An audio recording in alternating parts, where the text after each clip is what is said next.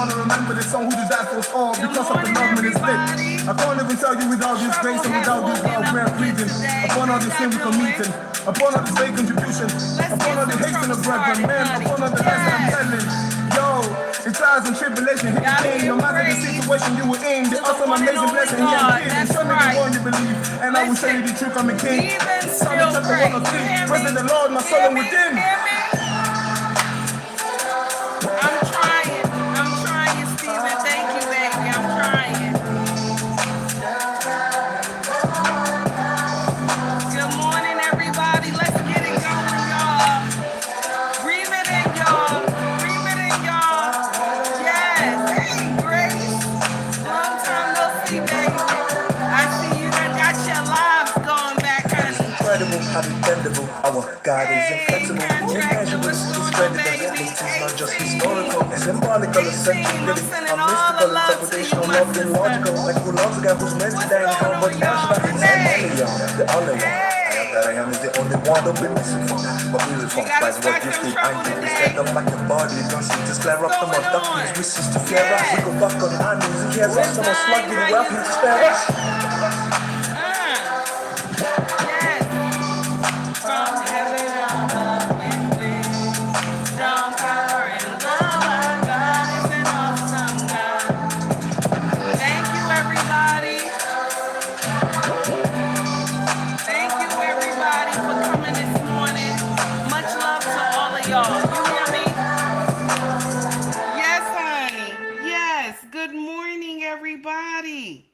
Let's get into the foolery this morning. Okay, so listen up. Whew. Lord, they just put everything on social media. Oh my God. So, good morning, everybody. Thank you for tuning into my channel called Take Heed to the Message with Abang Anwa. It just means queen. Okay? Let's get into the nonsense. So, shout out to Tasha K. Okay? We got to say shout out to Tasha K because I got this from her page. Okay? All right? We're going to get into the foolery. All right, Grace. I see you, Grace. Grace, honey, continue to do the damn thing, baby. I see you. All right? Hold it together, baby. You got it. You got it. Don't let nobody put you down, honey. You got it. All right? We all got a space here. All right? You hear me? We all got a space here, honey. So the title of this nonsense is T.S. Madison said the black community is the trans community. What do you think? Somebody say something. What do you think? T.S. Madison said the black community is the trans community. And you know, it breaks my heart because black people, y'all sign up for everything. We sign up for everything. And when we see another community hurting, we run to that community trying to help that community. Like right now, with all the nonsense that's going on with the migrants, all you hear is the loudest people are black people. The loudest people that you hear right now are black people. Okay? All right? I'm not lying to you. Y'all sign up for everything. And ain't nobody call you. Excuse me. Ain't nobody call you. Y'all sign up for everything. Why can't we be the loudest in our own community? Why can't we correct our sisters in our own community? We sign up for everybody else's community. My brothers, you understand? All of us I'm talking about. I'm talking about the black community. All of us sign up for everything. Do you hear me? Every other community. But you know what community that we are signed up for? It's the black community. We are signed up. Your name is on the dotted line in the black community. Okay? Your name is in the black community. Your name is not in the migrant community. Your name is not in the LGBTQIA plus community. Your name is not there. Your name is not in the Latino community. Your name is not in the Caucasian community.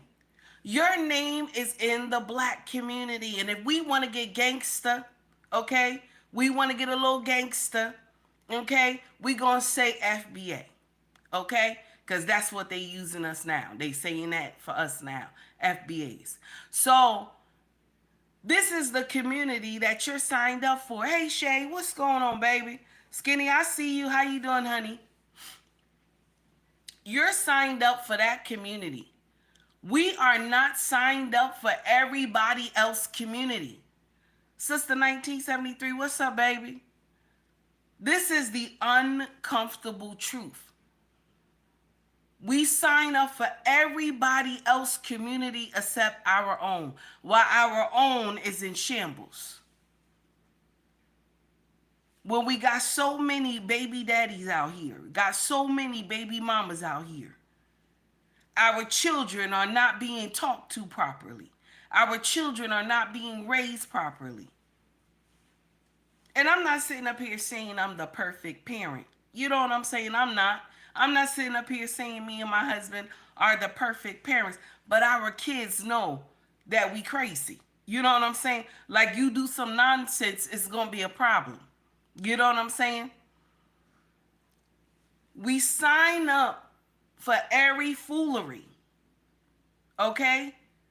And when it comes to our own community, you know what I'm saying?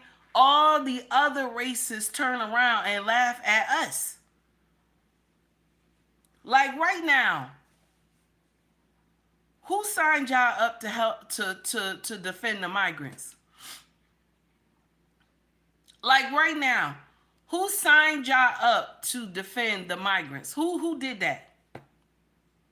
There was a Mexican woman who came on YouTube the other day, and she was saying, she was crying. She said she heard a teacher in her school say, it was a black teacher, okay, because black teachers, you already know, okay, they don't play no games. The older ones, when I was young, they was no joke, okay? Black women are a force to be reckoned with when they put their mind to something, okay? So now, she sat up there on social media and said that she was told by a couple of the black teachers in her school that if ICE come to the school, okay, that they going to defend and not let ICE agents come and take any child from their classroom. Okay? Now I'm gonna share something with you. One, that's stupid. Okay? That's stupid. That's one. Okay. Number two, ICE is not coming to school for these babies. They're not. And because y'all feeding a narrative that social media wants y'all to, y'all believe they're going to get people who came here for peace. ICE is coming to get the gang members. They coming to get the people who are doing nonsense in here. That's who they're coming to get. They're not coming to get small babies. They're not coming to get the women and stuff like that. They're not. If the women were in gangs and all that other stuff with M13 or whatever, then yes, they come to get you. They come to get you. If you committed a crime, they come to get you. Okay? They're not coming to get the mother that's cooking for the kids, the husband that is going to work and he got working authorization. They're not coming to get those people. They coming to get the ones that are on demon time. And the thing is that the powers at be want y'all to believe that Trump is this monster that's like, oh no, get everybody. When he said when he said a masses, I'm still gonna say it wrong. When he said he's coming to deport, and everybody be like, oh, he's deporting everybody, okay? You know, just a large amount of people. He's coming to deport all the migrants. He is not. He's not. He knows that the migrants are needed. This is how America has always run. You need the migrants. I was trying to say it, 18. I still ain't gonna get it, baby. I'm sorry. I'm so sorry, baby. I was trying. It wasn't working. You know how sometimes it don't roll off the tongue. Thank you though, baby. So y'all got everybody believing that he's coming to get families and tearing them apart. Now I'm gonna share something with you. If the husband ain't do no evil, then the husband get to stay. Y'all got these migrants, y'all got migrants out here scared as hell because y'all pushing a certain narrative that they go into the school and getting children from the school. But check this out. That report that they said, and we're going to play that today. The report that they said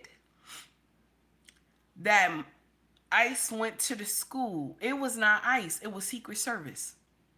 There was a child there that wrote something on social media at the school, or either they wrote it on their own computer at home. And Secret Service wanted to enter the school.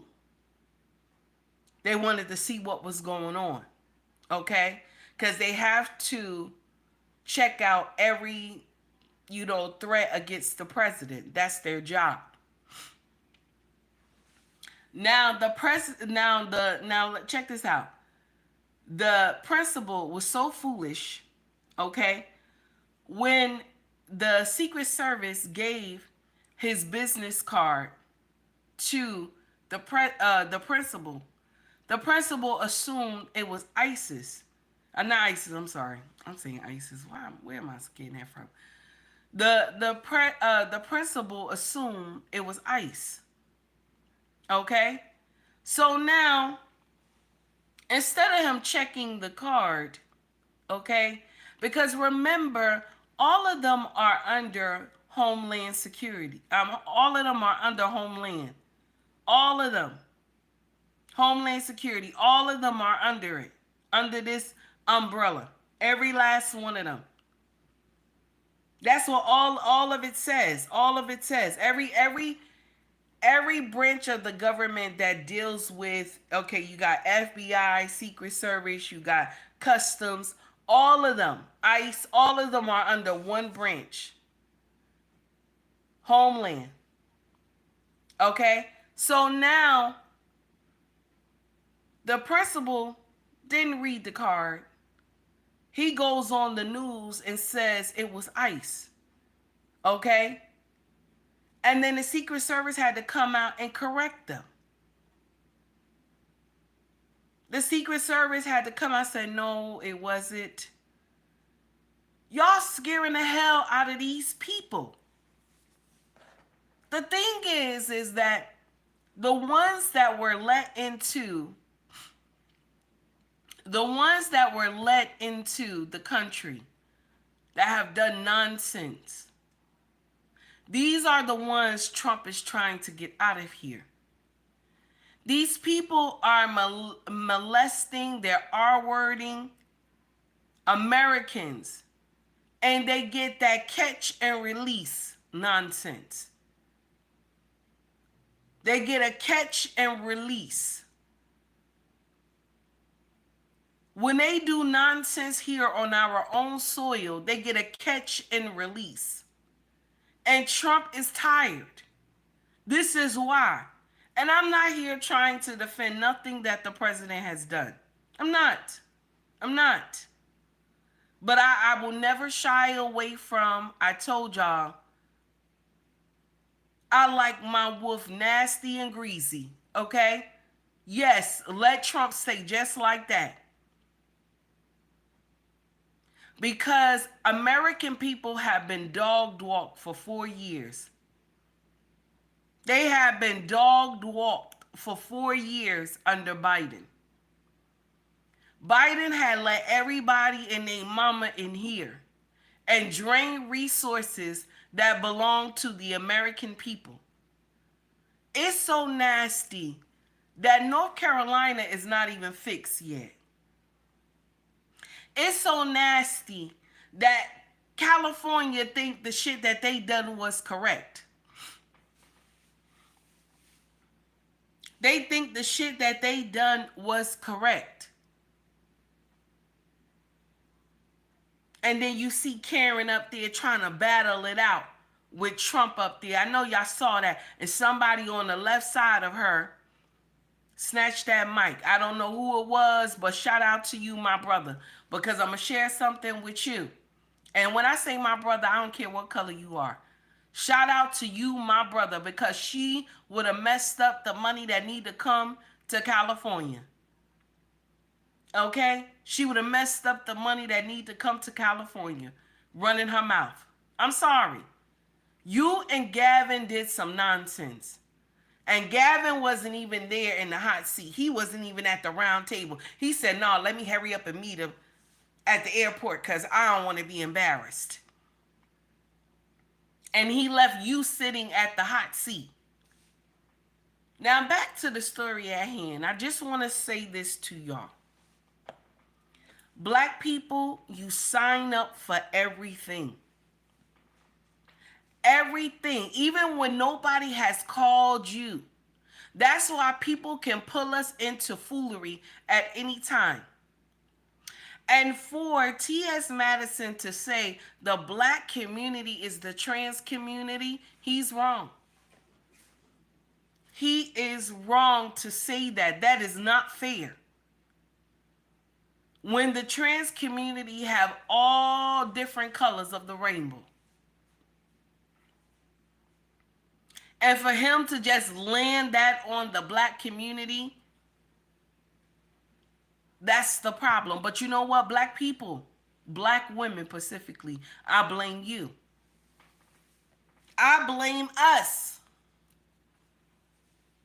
Because we're the same ones that when we see this, we say, oh, you look so beautiful. We're the same ones that say, oh, that wig is tight. Oh, those heels is rocking. Baby, you look good in that dress. We're the same ones. And then they turn around and say that we want to look like them. But are they lying? Are they lying? Black women, you put on so much makeup that will change your face. You will go and glue a wig to the top of your head and mess up your whole scalp. Okay? You will go and get these alterations to your body. And all you got to do is learn how to eat some cornbread and some gravy. Okay? And do a little exercise. You have put in your mind that we are out here to help every community. That's what you have done. And even when you know that this does not make sense.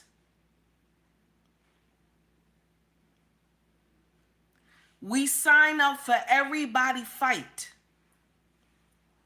except our own. The fight for the black community to exist. We don't have enough resources. We don't have enough babies. It's nasty, right? We don't have enough marriages, and I should have said marriage first.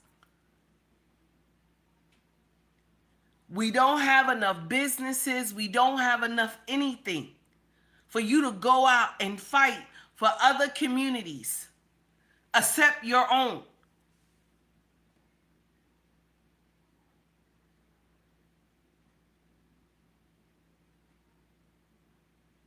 I'm going to give a shout out, excuse me, to all the other communities, the Caucasian community, the Latino community, because they make sure they take care of home first before they go out and help anybody else. Do you hear what I'm saying? The Caucasian and the Latino and the Asian and the Haitian and the African community, they go and take care of their home first. And then they go out and help other people. Black people, you go and take care of everybody else. You go help everybody else. And then you come back to your community. There's nothing. There's nothing there. There's nothing there. The black community owns nothing in the United States. We own nothing. Okay? And I know we're going to say it's because a lot of our stuff was burned down. A lot of our stuff was taken from us. And I understand that. I do understand that. But I'm tired of seeing us buy flashy cars, big houses, name brand everything. But we don't invest in our own. We don't. We don't own one thing here in the United States of America. Not one thing. The black community. Latinos, they own bodegas all the time. Anytime you hear bodegas, supermarkets, everything. I got a woman who is a close friend to me. She owns a big supermarket over here. Her and her husband. Latino family. And oh my goodness, they are so sweet and kind. Oh my God. Me and my husband, we just, the being around them is just amazing. Hugs, everything. They're just good people. You know what I'm saying? They own their own stuff. Never hear no nonsense. Nobody wants anything to happen to that store. We see somebody doing nonsense because we have a mixed community over here.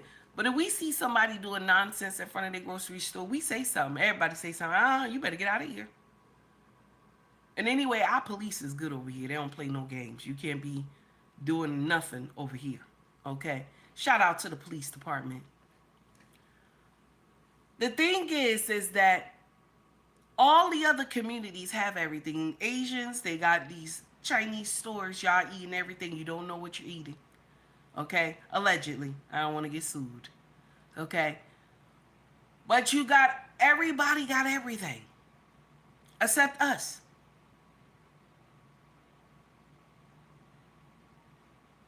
We out here helping everybody. You understand? Out here helping everybody. Except us. You worried about some children getting deported from your school. Migrant children getting deported from your school. When you should be worrying about the black students who are not doing the right thing in your classroom, where you need to be on the phone talking to the mama, sister to sister. You know what I'm saying? Sister to sister. Baby, you got to come on down to this school. She gonna say, Suge, what's going on? Baby, he up here acting a damn fool. Okay? She come down there now, you know I'm at work. She gonna tell her, you know I'm at work. She said, listen, okay? Listen, you know how these people act. Come on down here and get this boy. And then she tell you, sis, I'm on my way. I'm on my way. This is how it's supposed to be when the teacher call you about your child.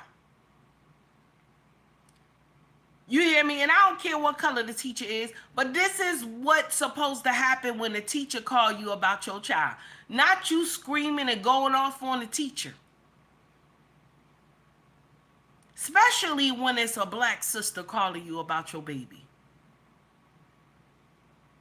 Go find out what the hell going on with that child. Instead of you screaming at the teacher and acting like you crazy.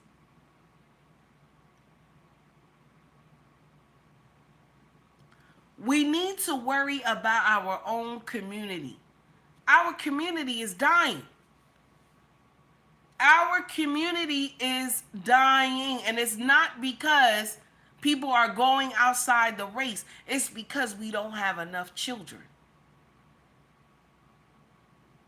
We don't have enough solid foundation for marriage.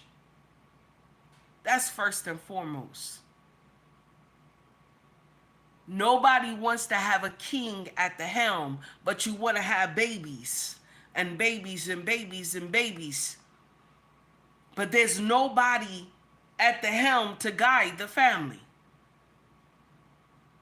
See, when it's you doing it one by yourself, baby, you don't have no village. There's no men of substance around you with those children. You will raise these children to damnation. I know some women gonna get upset with me, but I'm telling you the uncomfortable truth.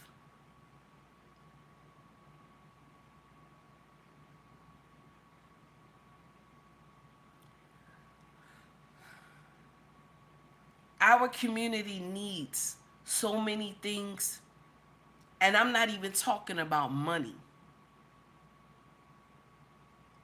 I'm talking about we need to stop fighting about who is the head and who is the tail. We need to stop fighting about who is the head and who is the tail. I'm going to tell you right now who the head is: the man. Who is the tail is the woman. Don't get mad with me. Don't get mad with me. That's the uncomfortable truth. Now we want to go biblical. If we want to go biblical, okay? The man is the head. You are the crown that resides on his head. Now, let's be clear about something. The crown that resides on a man's head, it doesn't mean that you made him a king. Nah, that doesn't mean it. That doesn't mean you made him a king. That crown is just meant to sit up there and sparkle like the morning sun. It's supposed to just sit up there and sparkle like the morning sun. That's it. And no matter how he wear it, tip it to the side, turn it around, lean it a little bit, long as that crown is beautiful and shiny, that's what you're supposed to be for your husband.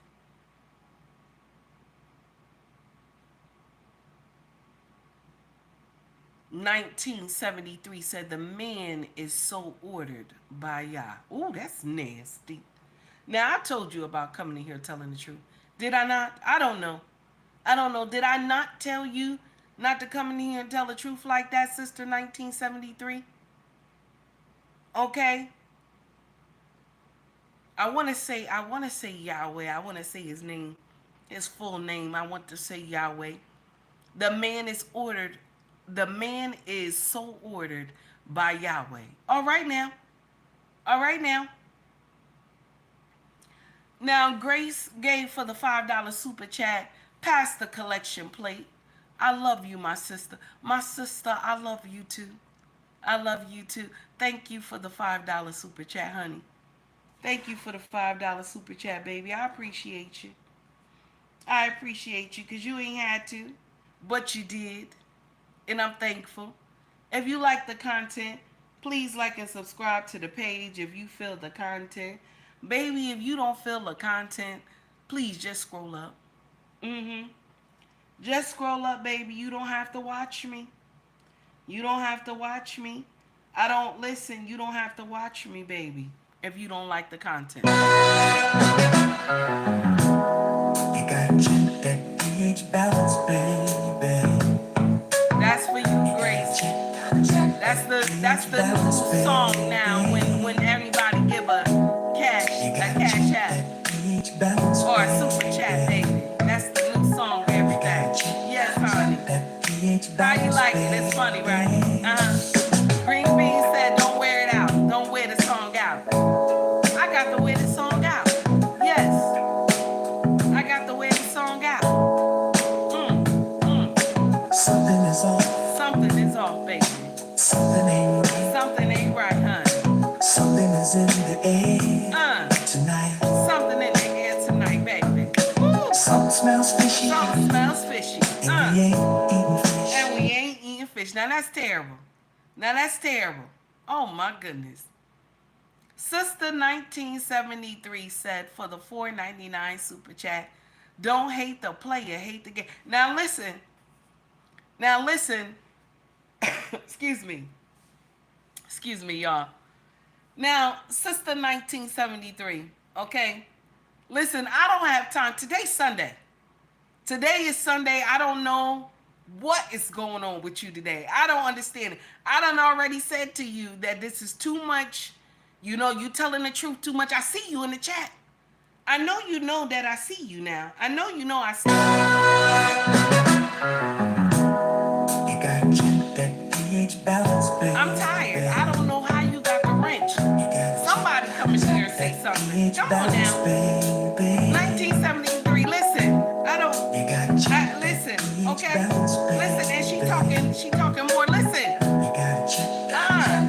Listen, baby, listen. I don't want to have a problem with you today. I don't want to have a problem. I don't know how you got this wrench, and you've been talking mess since the show started. I didn't do anything to you today. Okay, I told you about putting the truth in here. Okay, this is still you too. It's a problem. Okay, all right. Yes. Something smells fishy. And we ain't eating fish. Now, and stop laughing. Always laughing. Making me laugh. Now, let's get to the nitty gritty. Because, you know, I've been talking. And I just want y'all to understand that we help everybody accept our own community. Something needs to be fixed. Okay? Okay? All right. Sister 1973 said, I promote you, lady. Okay. I promote you, lady. And I love it. And I love it. And I like to bother you. That's why I'm always saying something.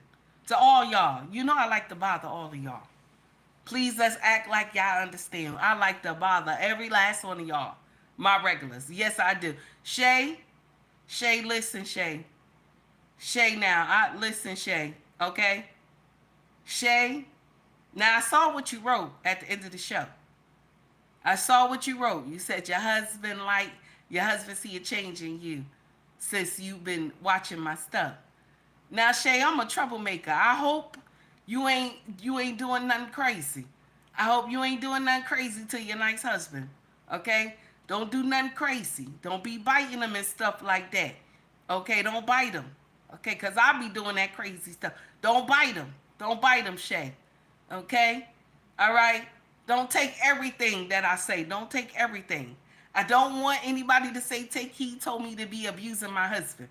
Okay? I don't want that. Okay? I don't want that. Okay, Shay said, he said I've been crazy. Okay, well, at least we on the same page, Shay, because I've been crazy too. All right? Now, Now, Grace said just a little nibble, though. Just a little nibble. Now, Grace, we agree with the nibble. We agree with the nibble, okay? Now, let's get to the foolery because this is what I want y'all to hear because we're going to go straight to it. I want y'all to hear how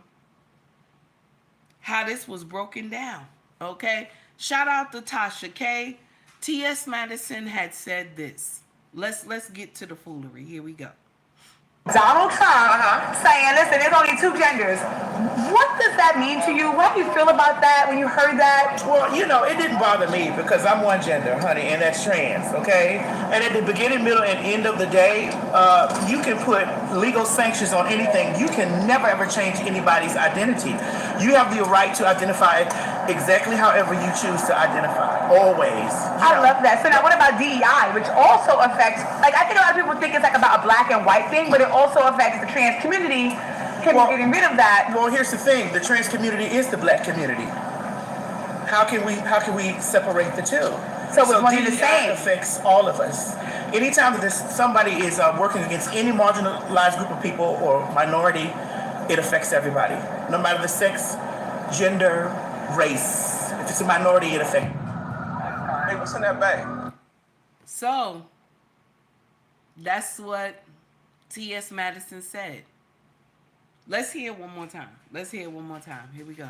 Saying, listen, there's only two genders. What does that mean to you? How do you feel about that when you heard that? Well, you know, it didn't bother me because I'm one gender, honey, and that's trans, okay? And at the beginning, middle, and end of the day, you can put legal sanctions on anything. You can never, ever change anybody's identity. You have the right to identify exactly however you choose to identify, always. I love that. So now what about DEI, which also affects, like I think a lot of people think it's like about a black and white thing, but it also affects the trans community.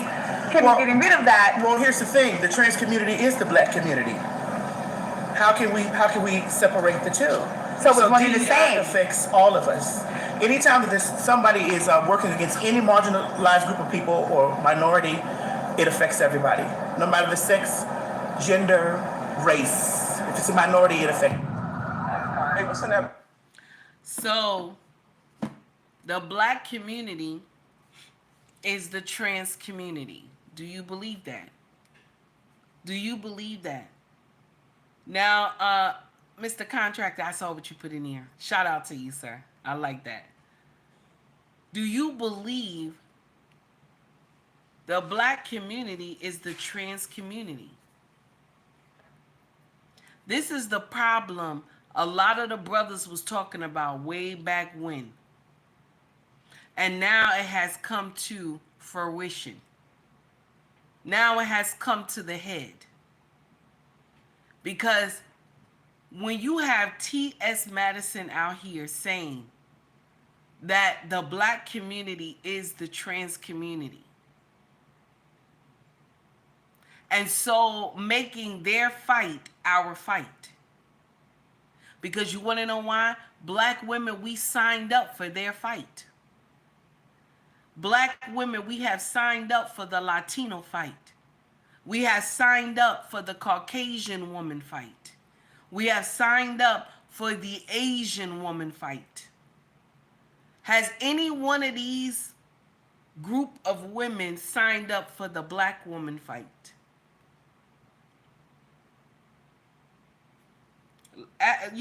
Let me know. Let me know. Have any of these group of women from every race, have they signed up for the black woman fight?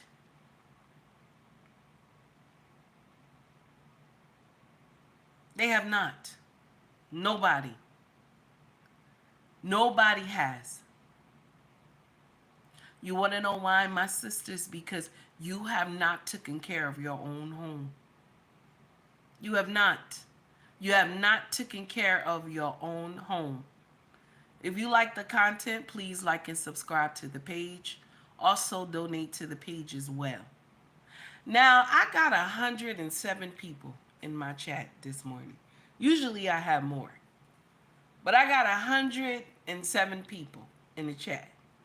Okay? And you see me. Okay? And There's the three dots on the side of your, because it consists of on the phone. It's three dots at the top of your screen if you're on your phone. Hit those three dots. Be nice. Hit that like button. Okay? You watching me. You watching me. Okay? Hit that like button. You watching me. Okay? Be nice. Also for all my haters. Okay? All y'all backbiting bitches. Okay? Hit that like button. Okay? Because when I come to your shit, I'm watching your shit. I hit the like button. Okay? I hit the like button. Okay? Even though I may not care for your stuff. Okay? I may not care for your stuff.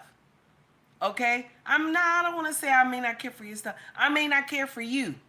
I may not care for you. But I'll hit the like button because the conversation you have, it makes sense.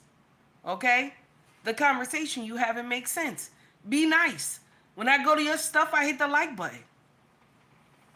Now back to the story at hand. T.S. Madison said this. And so, right here is what our brothers was talking about when they said black women have not gatekeep. We don't know how to gatekeep womanhood. Because if we did, would T.S. Madison get up here and say that they are a part, this is the black community. The trans community is the black community. How do we get locked in with the trans community? I'm just saying, when it's not just black people who are trans, there are other races that are trans as well. And why? Because we welcome everybody. We welcome everybody. Do you think T.S. Madison could say that the trans community is the Caucasian community? Oh, hell no. Do you think T.S. Madison could have said the Latino community is the trans community? No, hell no. Could not say that. But he was able to get up there and say that the black community is the trans community.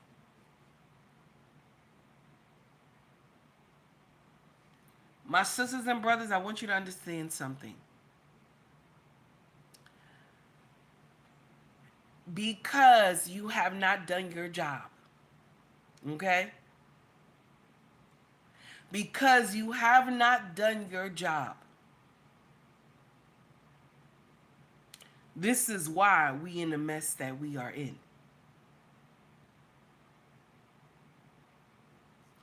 I don't want to hear anything about slavery. I don't want to hear anything about slavery. I don't want to hear nothing. None of that. You want to know why? Because even after slavery, we knew we needed family. Even after slavery, we knew we needed each other. Even after slavery, we still loved each other. It was until the powers that be found out if I can separate them if I elevate one. If I elevate one, then I can separate them. This is where the divide started. It wasn't after slavery. How can we divide after slavery? We ain't had nothing. We had to work together. Right now, you are number 3 in command in here. You are not number 2. You used to be number 2. But a lot of us sisters signed up to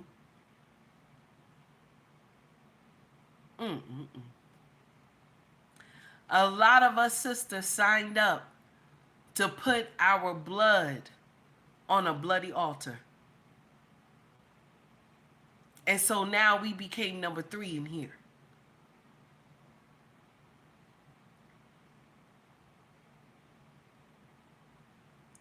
Now I'm going to share something with you.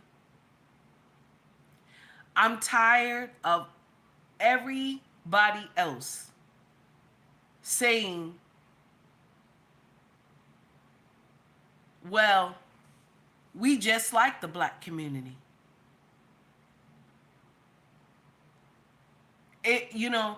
We have done so much. We have done more than the black community. You have other races coming in here telling you that they have done this for America more than the black community has done. And they believe in their mind that this makes sense.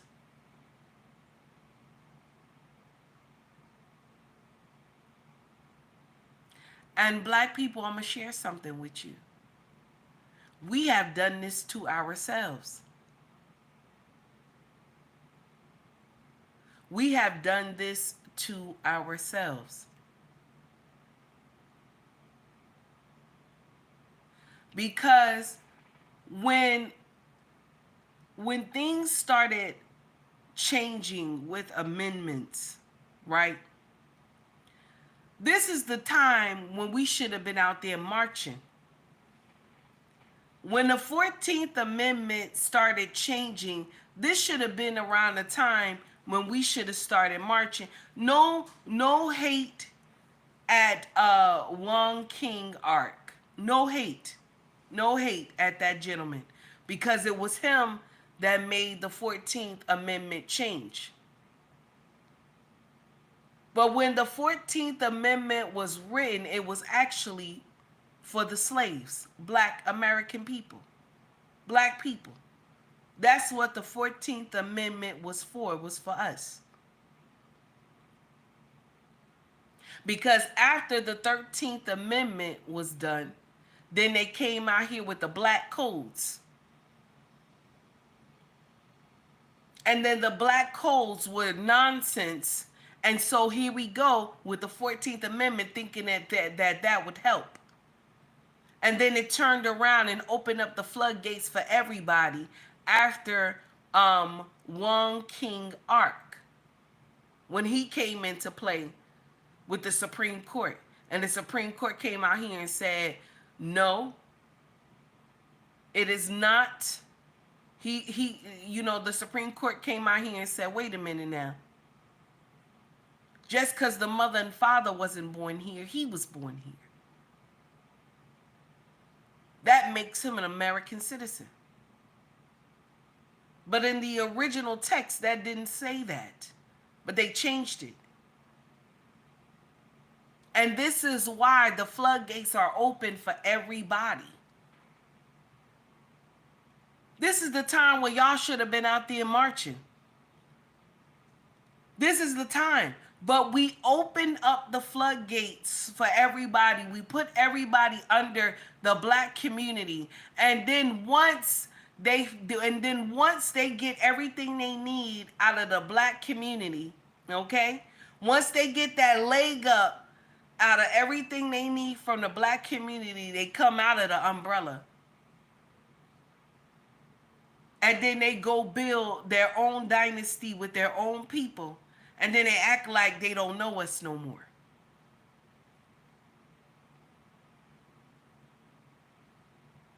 You have so many people that will get up here and say they're down with the black community. They're down with the black community. That's because they're under the umbrella to get everything that they need from the black community.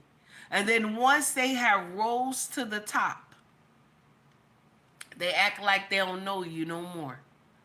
Black people, we have welcomed everybody. Same migrants y'all want to go and try to save. You want to save the mothers and the children. Talking about you'll do something to somebody if they try to come and get one of these kids from the school. you're going to go to jail. You're going to go to jail. Nobody's going to let you free. You're going to sit in jail. You're going to go ruin your career for a child that you just met. You're going to go to jail. If you do anything to an ICE agent, you're going to go to jail. Trying to protect a child that's not even of our bloodline, you are going to go to jail. You don't hear none of the Caucasian children do, none of the Caucasian women doing that. You don't hear none of the Latino women saying that they're going to jump in front of an ICE agent. You don't hear none of them saying that. But black women, you have come out and said, I'm going to do that. Who told you? Who told you to sign up for that?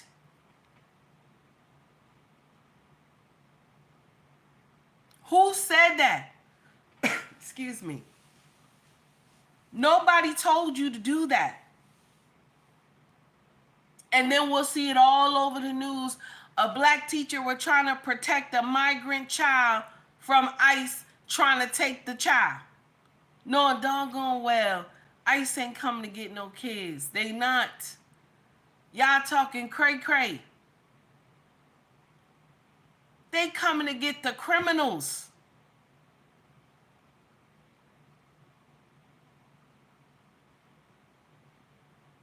The community we need to be worried about, it needs to be our own.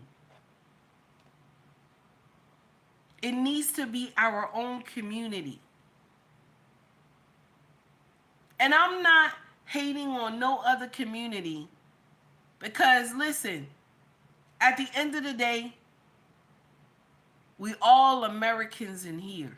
At the end of the day, we all bleed the same. This is no hatred towards the Caucasian community, the Latino community, the Asian community, the African community, the Haitian community. There's no hatred. But my brothers and sisters, I'm talking to you today. I'm talking to you.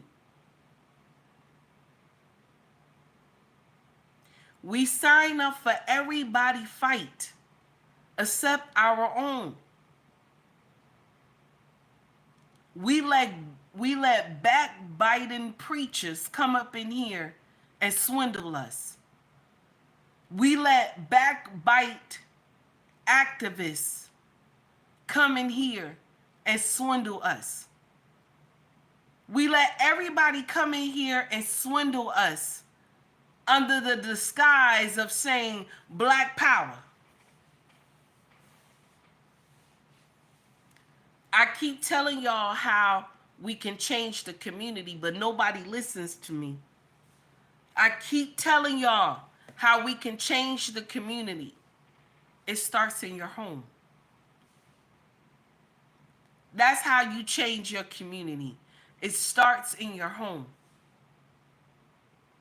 Because a lot of y'all will get out here and you will march, you will preach to your community and everything, right?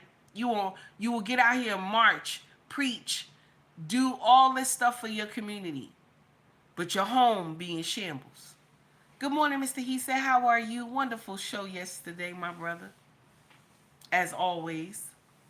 Guys, please make sure you tune in to Mr. He Said. Content is always fire. Okay? Also, please don't forget to tune in to Embrace the Grace. Content is always smoking. This is the uncomfortable truth. Fix what's going on in your home. That's how our community change. Talk to your children. Change the next generation. Talk to them. Spend time with them. See, I'm going to share something with you. And a lot of y'all already see this, okay? A lot of y'all already see this. Doc, what's going on? I see you in the chat. How you doing? You'll see a pastor work all his life. 20, 30 years, been a pastor. Okay? A pillar of the community. Helps everybody in the community. But if you look at his children look like demons. Do you understand what I'm saying? His children are heathens. Something's wrong with the children. You want to know why? Anybody know why something's wrong with the kids? Because pastor took all his time to help the community. And he didn't take time to talk to his children. Instill the right things in his children. All he did was have them come to church 7 days a week like him and sit up there in the pulpit. That's it. You know what I'm saying? He sat up there in the pulpit, they sat in the audience, and that's it. The first row. But the teaching he instilled in the community. But the teaching in the children, hey, Dr. Lewis, how are you? The children, he didn't instill anything in the kids. But the community he did. The community is thriving. But the children, he didn't instill anything in them. He just had them sit there in the first row at church. See, you got to clean your own home before you go out there and do God's work. And that doesn't mean that you have to be a pastor. That just, you're a child of God. Everybody is a child of God. You got to clean your own house first before you can go out there and preach to everybody else.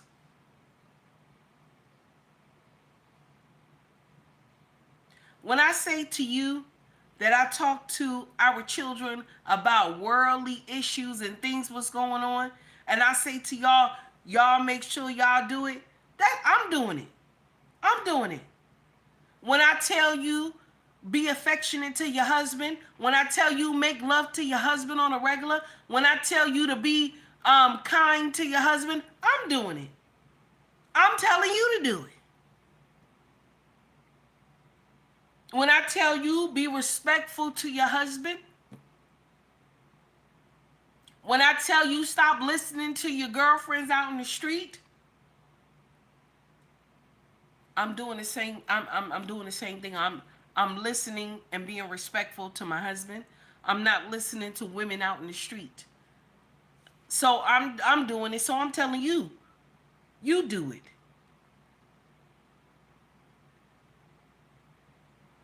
You got to clean your own household before you go out and try to help the community. The change comes from within your household. Michael Jackson said it so many times when he was alive, may his soul rest in peace.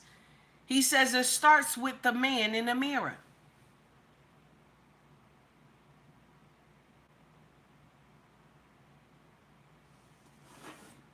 It starts with the man in the mirror.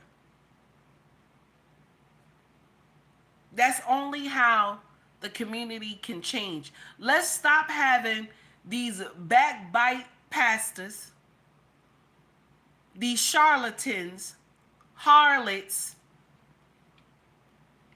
enemies to the community, just because their name ring bells around the world. We bow into them like they're kings and queens and stuff. And they not even right inside. They just looking for a big paycheck to dupe the black community. This is why black people always scared to donate to something. They always skeptical about donating to something because every time we donate to something, it come out somebody done did some nonsense. Make black people even scared to do something with you. Look at the nonsense that Dr. Umar is doing right now. Dr. Umar is doing, am I saying his name right? Dr. Umar is doing right now. He came out there and said that he had to get Caucasian contractors to fix his school, and it took them 1 year to fix the school, and 4 years he been asking for black community, black contractors to do, saying that black people were trying to swindle him. But he sat up there and told everybody he paid the Caucasian contractors double. That doesn't even make sense. That doesn't even make sense.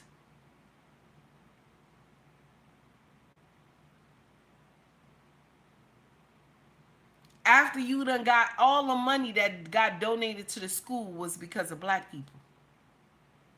You were able to buy that school because of black people. But then you turn around and give black people your ass to kiss after you sat at the and said that, oh, it was because of the Caucasian contractors that the school will be up and running. The school ain't open yet, though, sir. The school ain't open yet.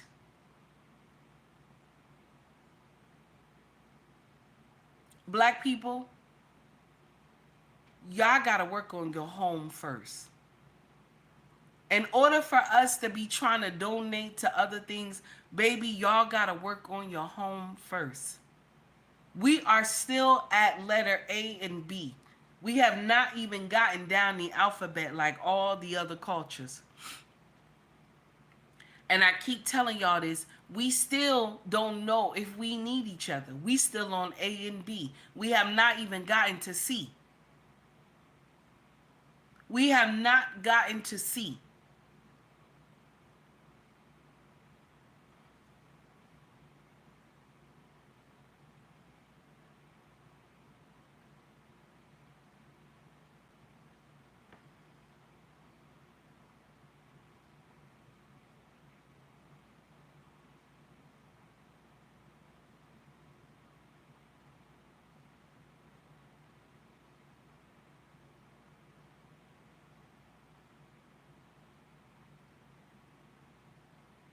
I want you to hear this.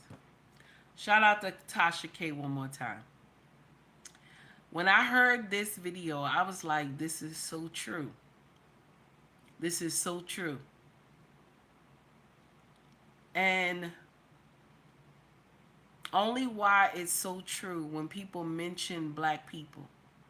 When other cultures say, if you want to be protected, if you in a bad space or in a bad area, get under some brothers, get under some sisters. You know why they say this?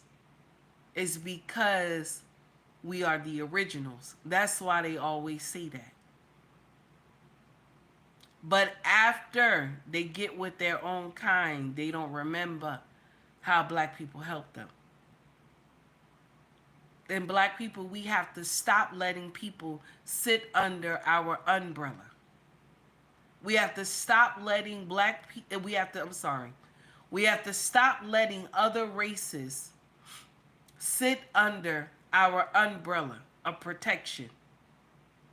Because once they get a leg up, they act like they don't know you no more. This is the uncomfortable conversation that nobody wants to have.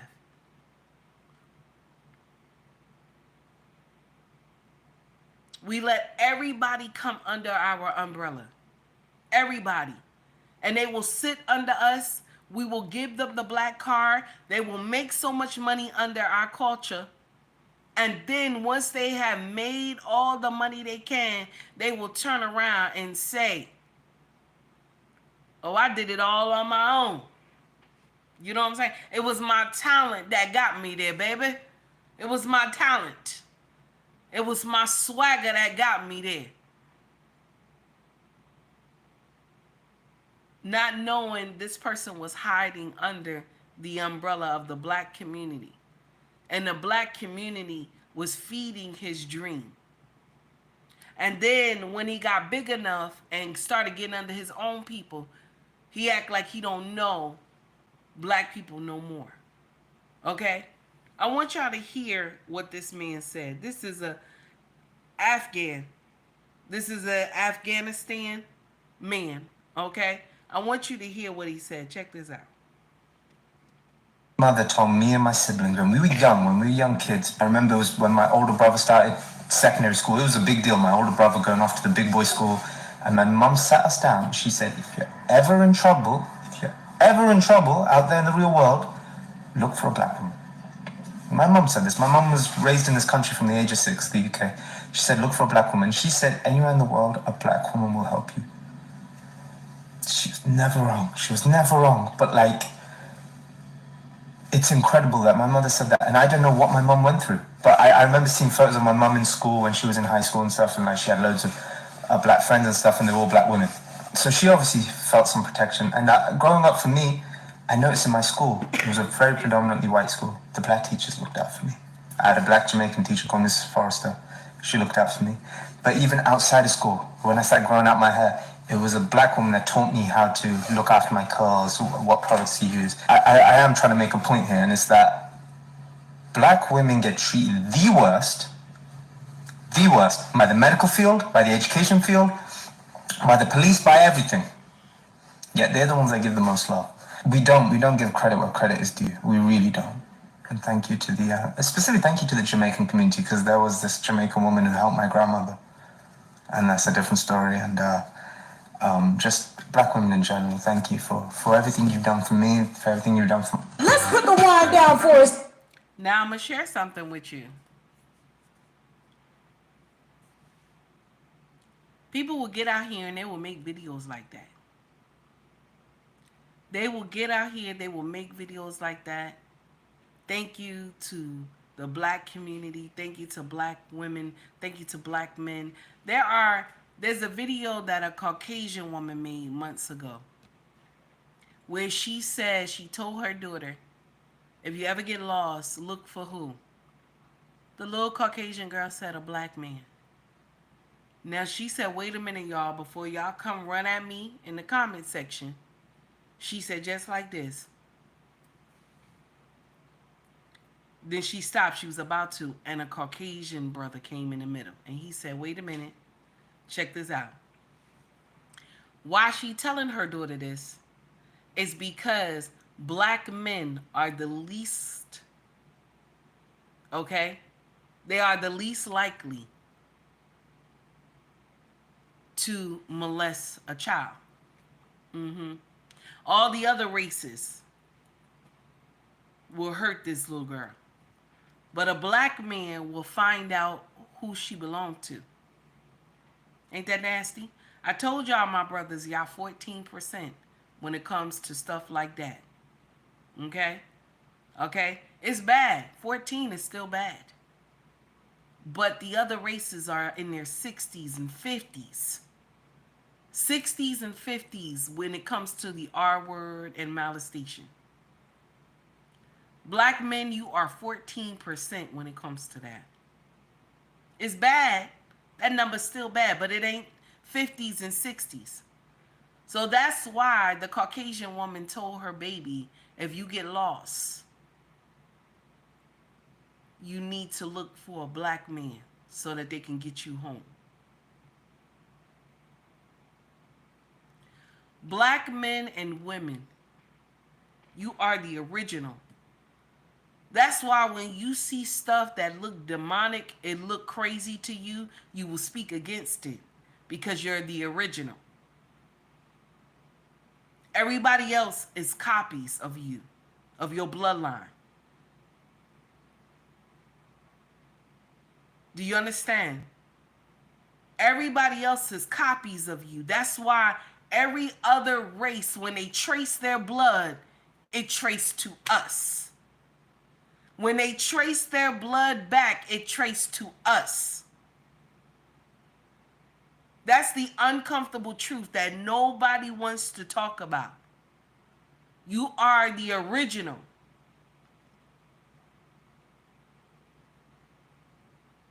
And I keep saying this to you. If the devil can take you out,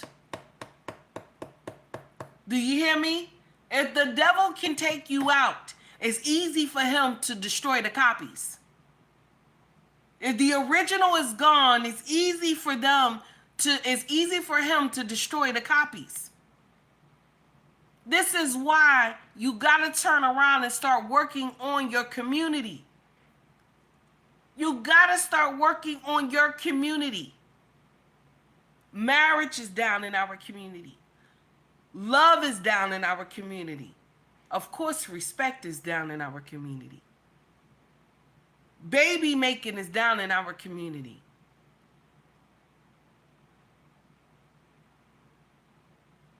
There's so many things wrong in our community, but we're up there marching with pitchforks and knives for everybody else's community. Don't you know all these other communities in the United States, don't you know they work on their own community first? And then what's ever left over, they'll come out and share it. Some of them. Black community, whatever you got, you will come out and share it with everybody. And then your own community will continue to die. That's what you do.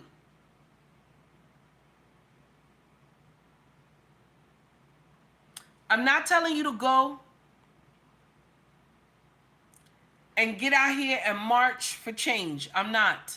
I'm not telling you to get out here and march for change. I'm saying work on your own household first. That's what I'm telling you. That's what I'm saying.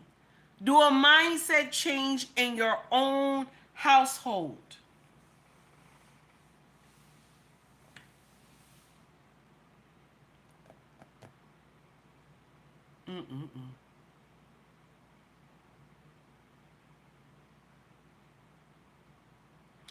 Before you can work on someone else's community, you got to work on your own first. The analogy that I just gave y'all about the pastor helping everybody else in his community. But if you look at his household, his children are demons. His children are demons. Name one pastor that the children are in their right mind. Name one pastor that the children are in their right mind. Because he's busy fixing a community and not fixing his own home. Even the evangelists, you got evangelists out here preaching the word of God to the whole community and everything. But the one thing she missed that God is not pleased is that she didn't work on her own home. You understand? She didn't work on her own home. She don't respect her husband. The children are monsters because she's not there. You're working outside of what you're supposed to do. You're not working in your household first. You are missing the assignment that Yahweh gave to you, and that is to work on your own home first, and then you come out and speak to the masses.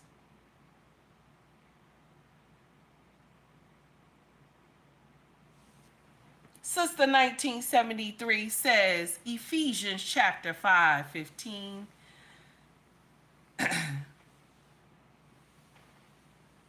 Ye, now am I saying that? Am I saying that right?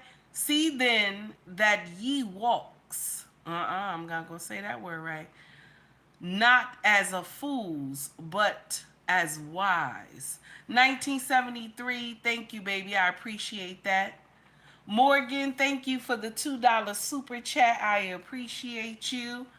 Thank you, my dear. I appreciate everybody who donated to the channel. Now, I'm going to share something with you. I don't know if this song is good enough for this right here, because I'm going to share something with you. This song is something else. I don't know if I can use this song, but we're going to have to use it. Now, I know it's a Bible verse. I know it's a Bible verse. Okay? Okay, Sister 1973, you're going to get me in trouble. Okay? You don't put that Bible verse in here. Okay? And so now God is looking at me like, if you're going to play the PH Balance song, oh my goodness. Okay? Okay, I can't even dance. I can't even dance because you had it. Okay?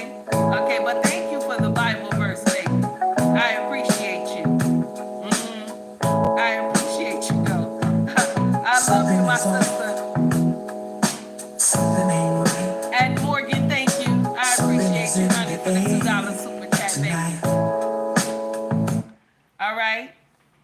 Now, let's get into the foolery. All right, let's continue to get into the foolery. Okay? Green beans. You late, sir. I don't know what's going on. You know, it's Sunday. Okay? I know you ain't start cooking yet. Okay? You're late, sir. Yes. I don't know what's going on. Okay? Now, this is what I want y'all to hear. Shout out to shout should I play this one? I'm wondering, should I play this one first? Let me play it first. Let me play that one first. Hold on. Let me play it first. Shout out to O'Shea Duke Jackson. Okay? I want y'all to hear this. Because like I told y'all before, we sign up for everybody. Okay? You said, I'm tired as hell. Okay, I'm sorry. Okay? We sign up and we help everybody succeed. Okay? But we don't work on our own. That's the problem. We don't work on our own. To write an autobiography on your life. And of course, it will be filled with good things, bad things, and some boring things. And it would be okay for me to give my personal opinion on your life story. The issue would be if I decide to erase your contributions of your life story and then decide that I would take credit for them as if I were in your life. Your family, if they really knew you, they wouldn't appreciate that at all. And if it was really your family, they would, gunshots! They'd probably bust a cap on my ass and get me up out of there. Because nobody wants anyone to lie on their history. But because I got close enough to your family or close enough to you, I might actually feel entitled on eliminating your contributions and then throwing my own in there. And this is what's been happening in Black America. And you've seen these situations occurring because of the Brown and Black coalition. Now, the Black and Brown coalition was started, I believe, somewhere in the mid-60s in Chicago. It was supposed to bring Latinos and Blacks who were both suffering from white supremacy together to fight one common enemy. And then we found out in the South Bronx, it wasn't all cracked up to be what we thought. You often hear many of these Afro-American Negroes talking about some sort of Black-Brown coalition, like there is some sort of political alliance between Afro-American Negroes and Hispanics. Well, I can tell you from living here in the South Bronx that there is no Black-Brown coalition. I've lived here in the South Bronx for 42 going on 43 years, and there is no coalition whatsoever. Hispanics pretty much have all the economic and political power here in the Bronx. And they didn't take it from the Afro-American Negro. The Afro-American Negro gave it to the Hispanics. That's true. I don't care what any of y'all say. That's true.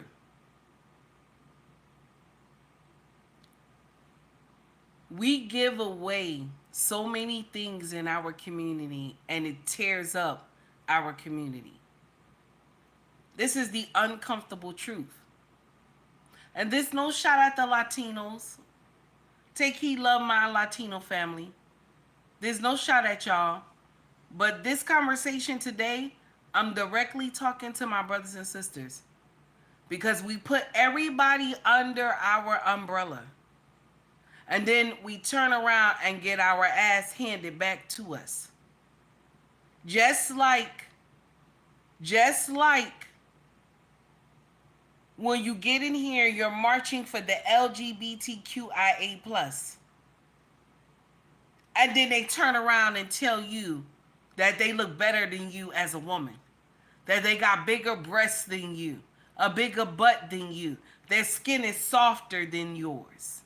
They will even tell you how to wash your bajayjay.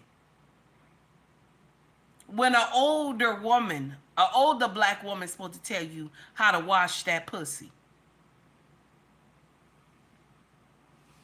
Community. Now this is interesting because the South Bronx, or the Bronx in general, is credited with creating hip-hop. And that culture of hip-hop spread all across the world, and we understand it.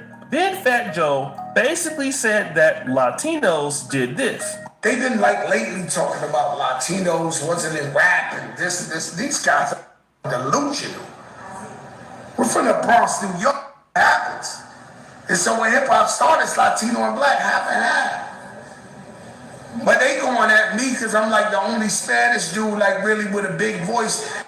And Latinos wasn't there. You was invited. You are a specimen. I don't know what is up with these people that don't know their facts. Now that's been the narrative for a long time. Black people were pushing back on that narrative, and we all know where that went. Want zero transfer? Did green beans say green beans? Green beans. Did green beans say they thought I was Latino in the Bronx when I was a barber until I started talking? Now I'm gonna share something with you, sir. You do look Latino. When I first saw you on the Black Man Unfiltered, I was like, no, this not, until I was like, okay, then you could just hear that Southern accent. Yeah, I ain't lying. Green beans, listen, you better talk to somebody. Okay? Ask some questions, sir. Let me stop. Took Fat Joe to go on the Math Hoffa's podcast, saying that FBA was a bunch of broke N-words. And then, as we know, FBA clapped back pretty hard. Fat Joe was getting trolled online, and it got so bad that Fat Joe decided to do something about it. I resigned as host of the BET Hip Hop Awards because He ain't resign. They told him, we don't want you here. He ain't resign. They said, no, we can't. It's not, and we won't be able to do this because, black people are upset. We won't be able to get you up here and do this thing. Okay? That's why. And the thing is, all he had to do was say what Big Pun said before Big Pun passed away. Anybody remember how Big Pun said he appreciates the black community for accepting his music? You know what I'm saying? When Big Pun came out here and said, thank you to the black community for accepting my music. May his soul rest in peace. That's all he had to say. If he didn't get out here talking about it was half and half with all this, you know what I'm saying? And mind you, I'm not into all the hip hop and rap and stuff like that. I'm not. And I think this is a stupid argument. I do think it's a stupid argument. But you came out here and claimed something that's not yours. And because black people, we put everybody under our umbrella. And then once they gain fame and notoriety, okay, now they don't know us no more. They don't know where anything originated from. Come on now. when I was real 2 Chainz said I've been monopolizing. So he said, yo, let me host. I know I could be a good host. I said, you know what, my brother? You could be the host next year. He retired from the BET Awards. That happened abruptly, which is really crazy because Fat Joe is not African American. But again, when it befits him and he has an opportunity to grift from another community, one that he actually dislikes, it's okay. I guess it's fine for him to give back something that he never qualified for in the first place. But as we know, Fat Joe decided that he would continue on rapping and doing his thing. And that leads us to this post that Brother Tariq put up on his Twitter just the other day. Shout out Fat to Joe Tariq. decided that he would go kick it in Chicago. And then something interesting happened. You gotta wake up. He got a wake-up call.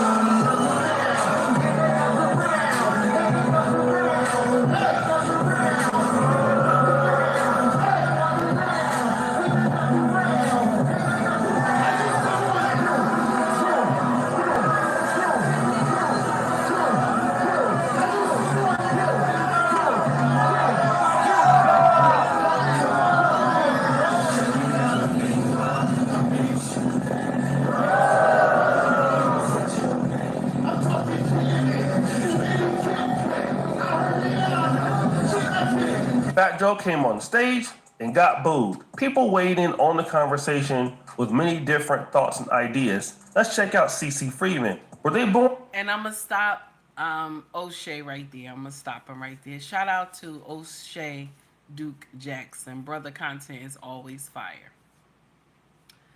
The uncomfortable truth is that we welcome everybody. We help their business grow. And then they turn around and call us thieves and drug addicts. Okay? Thieves and drug addicts and hoes and ninjas and all this other nonsense they would get out here and call us. We ain't got nothing. We ain't never had nothing. We never was nothing. Every store that came into the black community that was not us, we made them rich. Bodegas, Chinese store, okay? Supermarkets. Every culture in the United States of America, we have made them rich. Every culture. We are the biggest consumers in here. We are. We are the biggest consumers in here. But we all get treated like shit by all these other communities. The Asian community, the Latino community, the Caucasian community. We get treated like shit from all these communities. But we built their businesses. We built their businesses.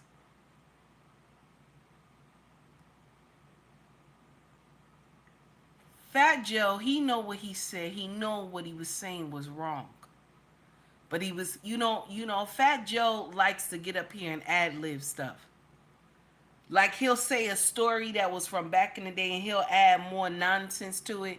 And then later if you ask him about it, he forgot what he said. Instead of him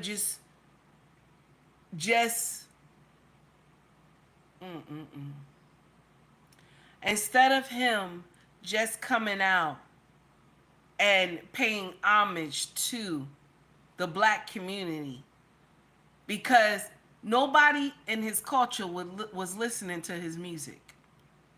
They were not. Black people were listening to Big Pun and him more than their own culture was listening to them. It was us that was buying the music.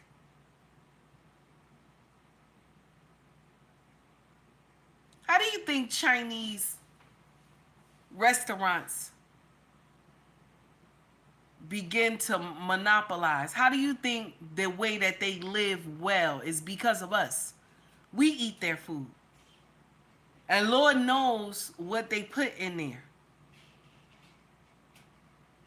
Lord knows what they put in there.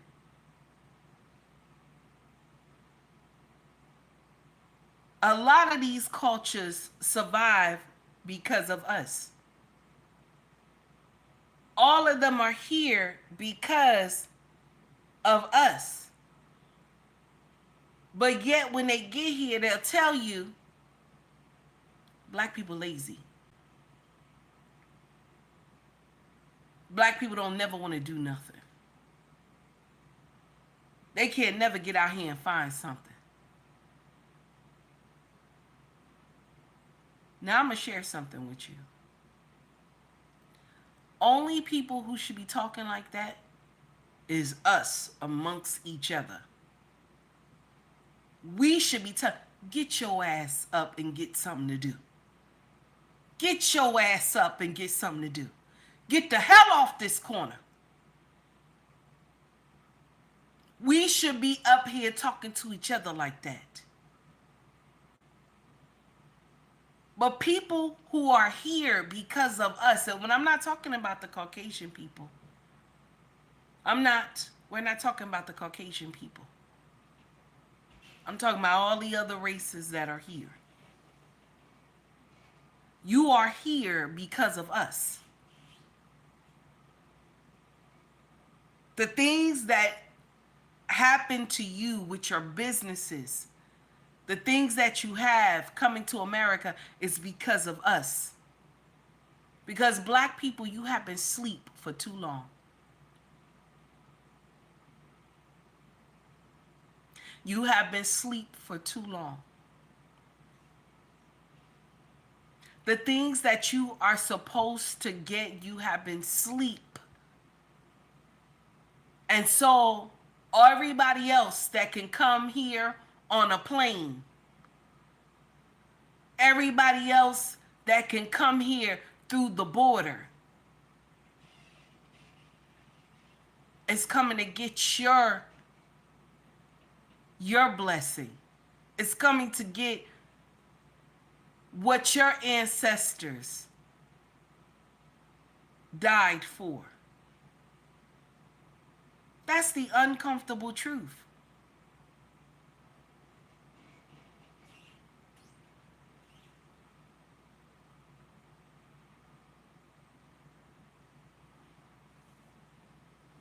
Now, do I feel bad for Fat Joe? I don't feel bad for him. I don't. He started that nonsense on his own. If you don't know what FBA mean, you shouldn't have said nothing. Excuse me. You shouldn't have said nothing. Now check this out. I didn't understand. I didn't know what FBA was either. I had just found out what FBA mean. The sad part is every couple of years, our title change. We're the only culture that don't know what we are. Caucasian people have been Caucasian people for God knows how long. Okay? Latino people have been Latino for God knows how long. Even though you got, that senator up there in D.C. trying to change them to Latinx or something like that.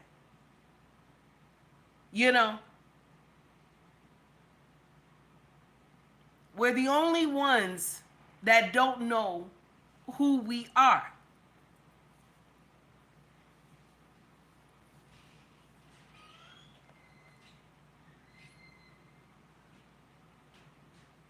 We're the only ones that don't know that we are the originals. We're the only ones that don't know who we are. And because of that, we will continue to be doomed to fail.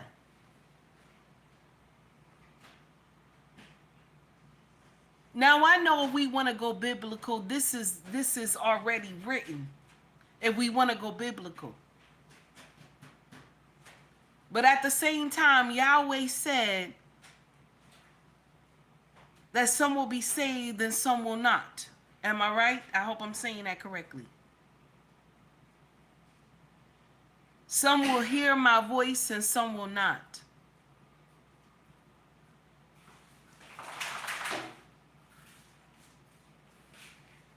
The uncomfortable truth is that the ones that need to hear,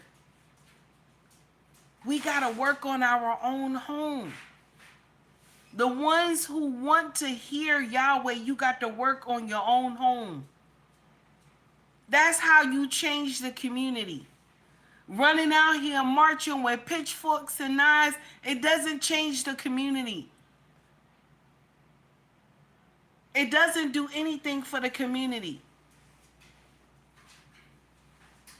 Out here following backbiter preachers that will sell you down the river to the highest bidder, that's not going to change your community. It's not.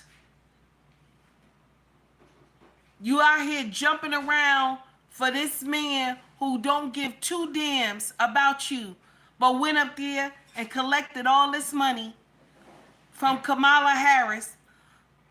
Excuse me. From Kamala Harris and did nonsense with the money. And then turn around and talk about he loved the black community. He loved the black community. And then you got another one that got on social media and tell you to delete Nelly, delete Snoop, all because they were at the president inauguration. Mind you, if this same pastor was called to come to the inauguration, he would have went and then turned around and told everybody in his congregation, oh, judge ye not, and ye shall not be judged, and who is without sin, cast the first stone. But he's sitting up there telling you to delete your brothers. Can you imagine? Can you imagine?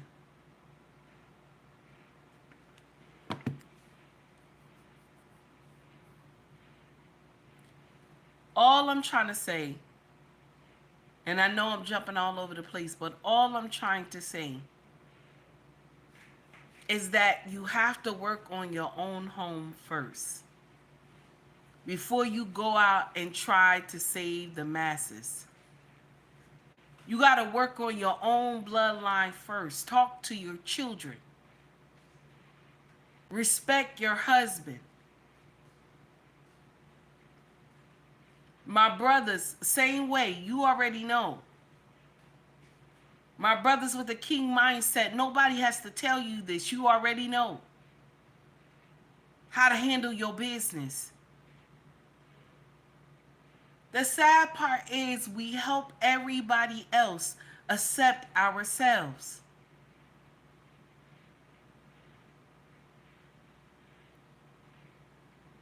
How long can we keep saying slavery? How long can we keep saying it's an agenda? How long can we keep saying we've been fooled, we've been hoodwinked?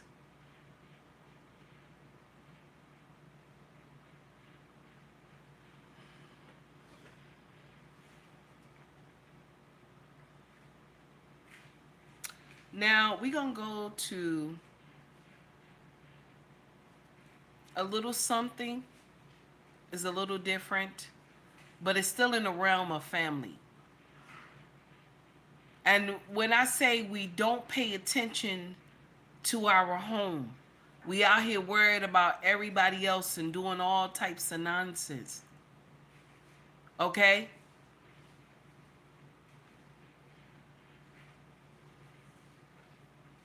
Gardner, you must be new to the channel because I keep seeing you saying something. Who was it that? It was a pastor, Jamal Bryant. He said, delete Nelly, delete Snoop. Okay? He talking about their music, but somebody else could have took it a different way. Okay? That's what I'm talking about. Okay? Also, I'm in here also mentioning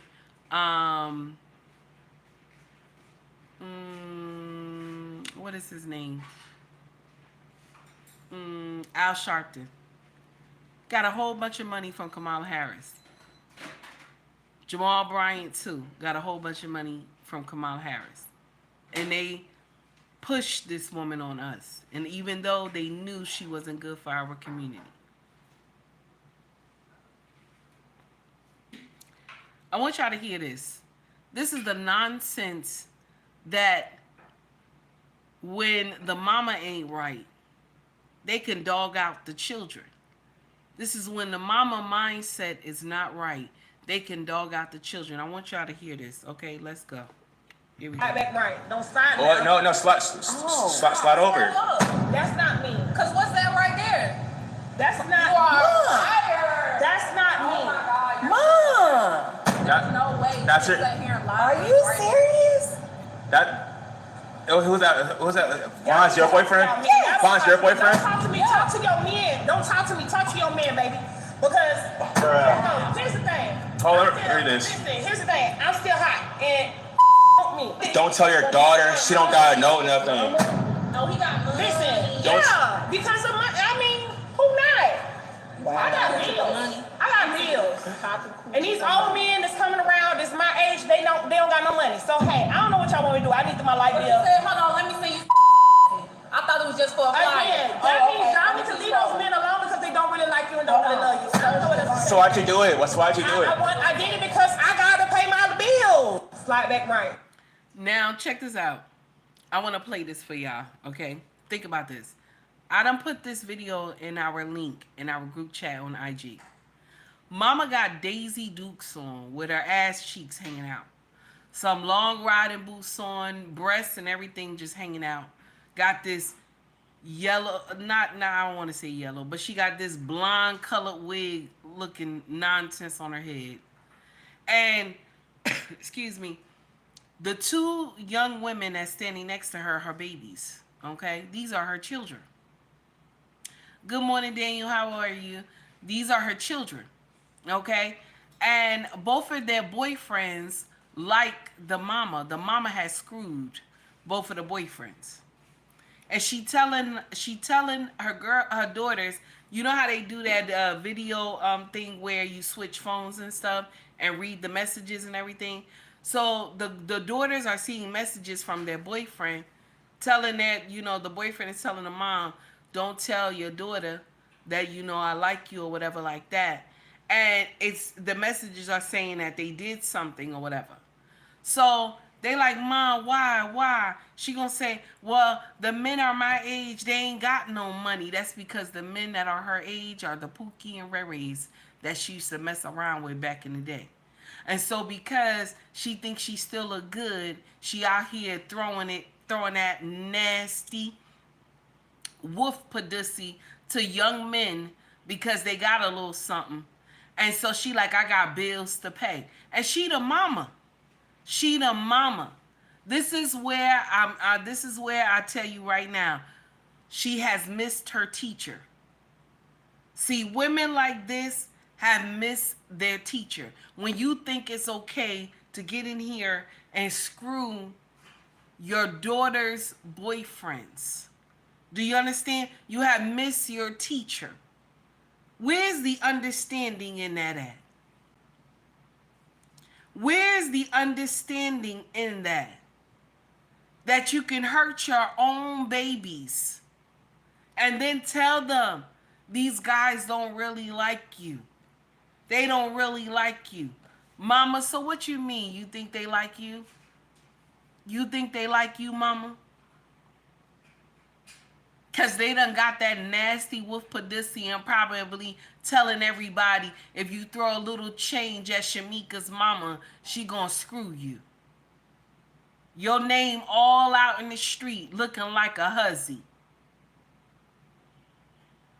This is the nonsense that is toxic in our community that we need to get rid of. These nasty old wolf pussies that think that this issue is okay. And then they raise girls that think the same way. And this is where shame comes into play. Shout out to Mrs. She Said, #shame. This is when shame comes into play. Because why would you be that old and think it's okay to be sleeping with your daughter's boyfriend, both of your daughter's boyfriend?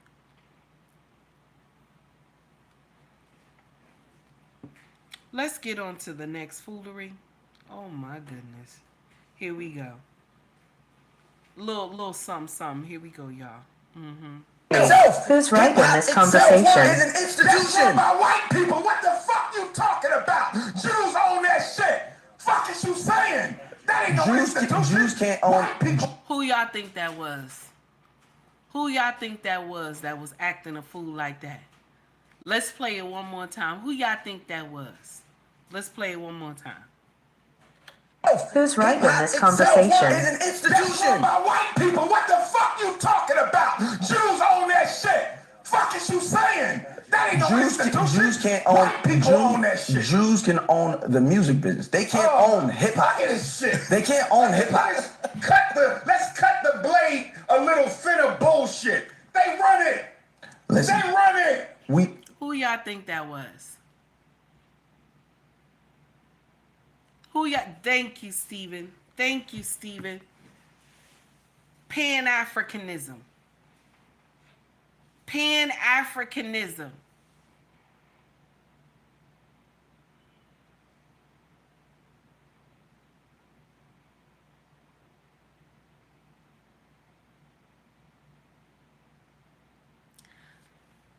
excuse me. You know what I would like? I'm sorry, y'all got a cold. You know what I would like? Is for us to just be ourselves. Let's stop trying to throw a veil over the black community that, you know, I'm just, you know, let's just know who you are. Let's start putting labels on you, because I came to rob and steal from the black community. You know what I'm saying? I came to pimp out women in the black community. You know what I'm saying? I came to dog my brothers and sisters in the black community. I just came to get money.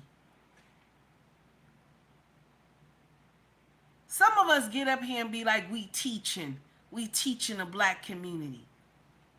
I'm going to share something with y'all. This is the uncomfortable truth. When I get up here every day and come to this platform, I'm just talking shit. I'm just talking shit. That's it. I am just talking shit. That's all. I am just talking shit. I can't get up here and say that I'm teaching you anything. I can't. Only thing I have is life lessons. I don't have charts and stats. I don't have books. None of that stuff. I have none of those things. I am not highly educated. None of those things. All I got, baby, is street smarts. That's it. That's all I got. That's all I got. Nothing else. Only why I come up here every day is because when I see stuff in our community, I want to be one of those ones that spoke against it. I want to be one of those ones that I done something wrong, but I came and I said to y'all, listen, excuse me, I walked this road and it doesn't lead anywhere. Don't go that way. I want to be one of those.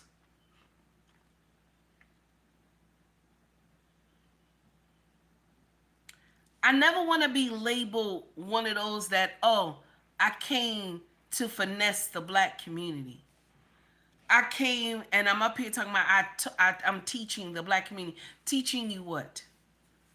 Teaching you what? Because all I'm doing is talking shit. There's a lesson in the shit, though. There's a lesson in it.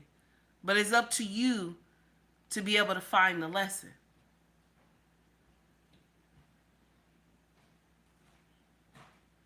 Only why I'm coming to y'all and talking the way that I talk is because nobody else on YouTube is doing that. Nobody else on YouTube is doing that. Nobody else gets up here and talk to y'all the way that I talk to y'all. Nobody does that. Everybody else come to you with charts and stats and this and that and a book and all this stuff. I don't. I come in here and I tell you, this is what it is. This is what it is, baby. This is what I got. I could never get up here and spar with the best of them on social media that they got books, charts, stats, all that. I do not. I can't. And I'm not going to sit up here and try to check and jive nobody. Only thing I can tell you is about my life lessons, the shit that I have seen, and maybe some of you can relate to the stuff that I'm talking about. And you'll think in your mind, that's right, he said that. I don't want to go down this road. And if I can stop at least one woman from changing her mind from being a baby mama and want to be a wife, then I have done my job. I have done my job. At the end of the day, if YouTube drop me, any of these platforms drop me, at the end of the day, I still have my family that I have to continue to go on and train these children. and still love and, first of all, respect and love my king.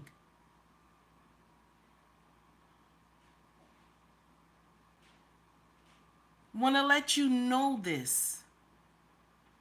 People will get up here and chuck and jive you with all these big words and education, and they be the most ghetto one out of the bunch. Let's cut the blade a little thinner bullshit. They run it. Listen, They run it. The Jews can sell the product. The Jews can own the money that goes out for advances. They can't own hip hop. Go to law school. You would be a greater. Now, who was the true king in that whole situation? It wasn't Umar. It wasn't.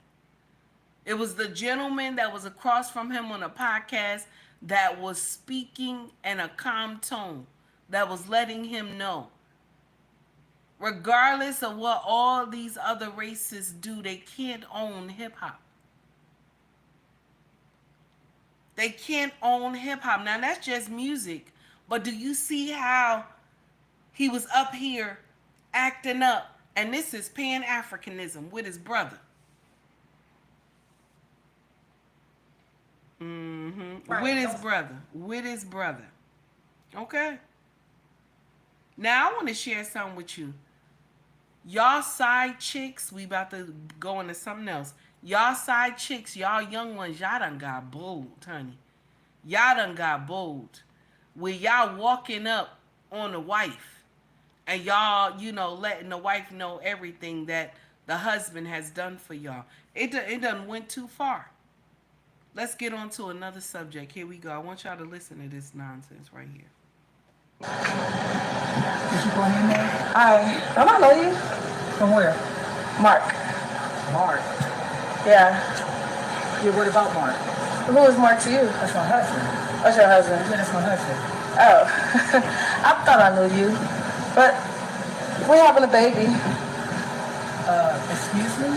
Yes, we're having a baby. You say y'all having a baby? Yes. Me and Mark is having a baby. Okay, I think you probably got the wrong Mark. No, that's all right, Mark. Mark Henderson. Okay. So why Mark never brought this to my attention? Because he's trying to find a way to leave you. Find a way to leave me? Yep. And what makes you think that he's going to leave me? Because he's with me every single night. Oh, is he? Yes. Oh, okay. Are you sure? I'm positive. Okay, I'm going to probably need to call Mark. Oh, you need to call Mark. Okay, and if he is with you every single night, I bet he's with you taking money. No, he take your money and he give it to me, baby. You see that white Benz over there? He bought that for me last year. Oh, I don't think so. Ma'am, can you not walk up on me, ma'am? So. Ma'am, can you not walk? So. I think so. I think so. I don't think he want to play with me. You know what? He was gonna put that car in your name. You know what? He was gonna put that car in your name. You know what? I'm gonna give you a pass. Give me a pass, baby. I'm gonna give you a pass because I'm not gonna even act ignorant on it. I don't know if I'm having a boy or a girl, but whatever I have, I will let you know. So she walks up on the wife business. Okay? The wife is trying to fix the door or something, or open up the door of the business.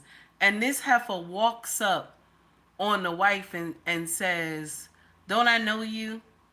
See, the mistress always gotta get known. Y'all can't be like the old hoes back in the day when they act like they didn't know who you were, when they seen you in the hair salon and stuff like that, or in the grocery store. Y'all can never act like the old hoes back in the day where they used to mind their business when they saw the queen step in the store. You walked up on this woman.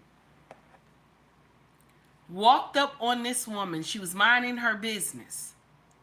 And you gonna say, "Don't I know you?" And the wife looked at her and said, "No, I don't know you." She said, "Yeah, you know Mark, right? Mark so-and-so." She said, "Yeah, that's my husband." "Oh, that's my baby daddy." This is the dumbest shit I ever heard. "Oh, Mark bought me that Benz right there. He take your money and he give it to me." You really stupid, because now what's going to happen is that anything Mark got now, he ain't going to be able to have it no more. You dumb. You dumb. You went and got pregnant by a married man.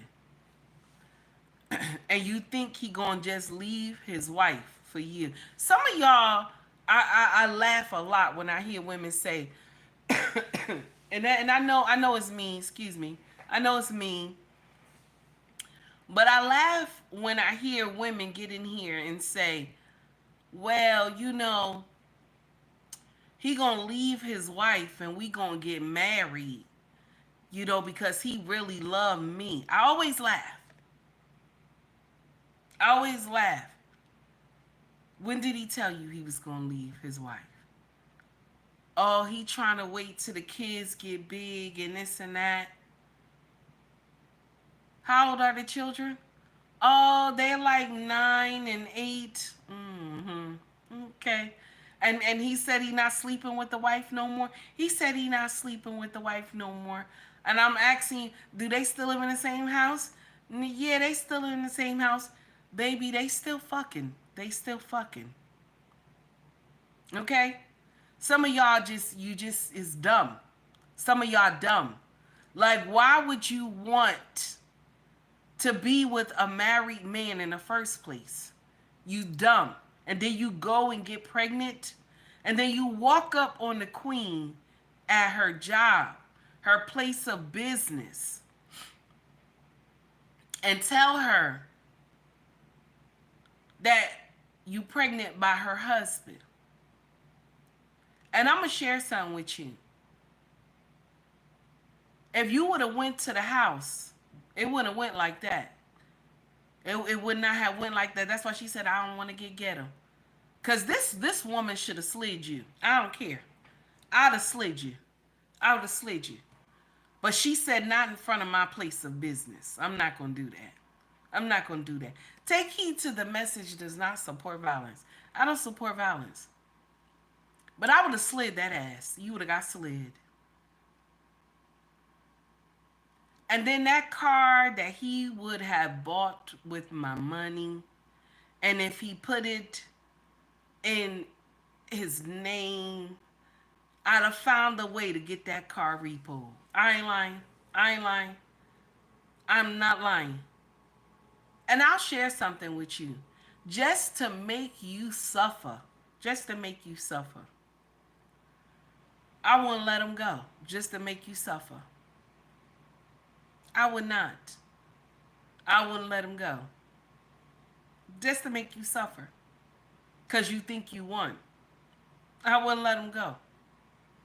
And it's not because, you know, it's not because I feel, you know, I want him. It's not because I want him. It's because I don't want you to have him. I don't want you to have him. I know that's evil to say, right? It's evil to say, but it's true.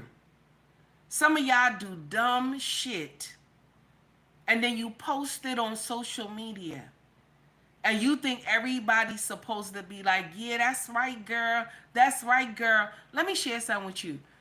When you get him, and he marry you, you don't think he gonna do the same thing to you that he did to her? The same way you get him is how you lose him. Some of y'all so foolish and y'all think that makes sense. Oh, let me go destroy some other's woman marriage. Now, my sisters who are married, I want you to understand something. You can destroy your own as well by yourself. When you decide to not give your husband that pussy, you lock up that pussy. Clink, clink. You lock up that pussy. A lot of y'all destroy your own marriage because you lock up that pussy. And I always tell y'all that at the helm of the marriage, okay, at the helm of your marriage, fucking got to be in play. Do you hear me? Fucking got to be in play. I know I sound a little ghetto this morning, but I'm letting you know. That sexual healing need to be in play so everything can trickle down easy. that respect needs to be in play. That love needs to be in play.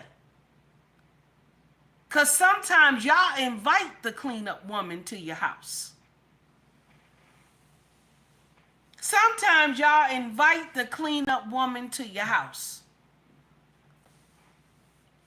Sometimes she don't get an invite from the husband. You invited her to the house. When you decide to get that big ass house coat and wrap yourself in that big ass house coat late at night.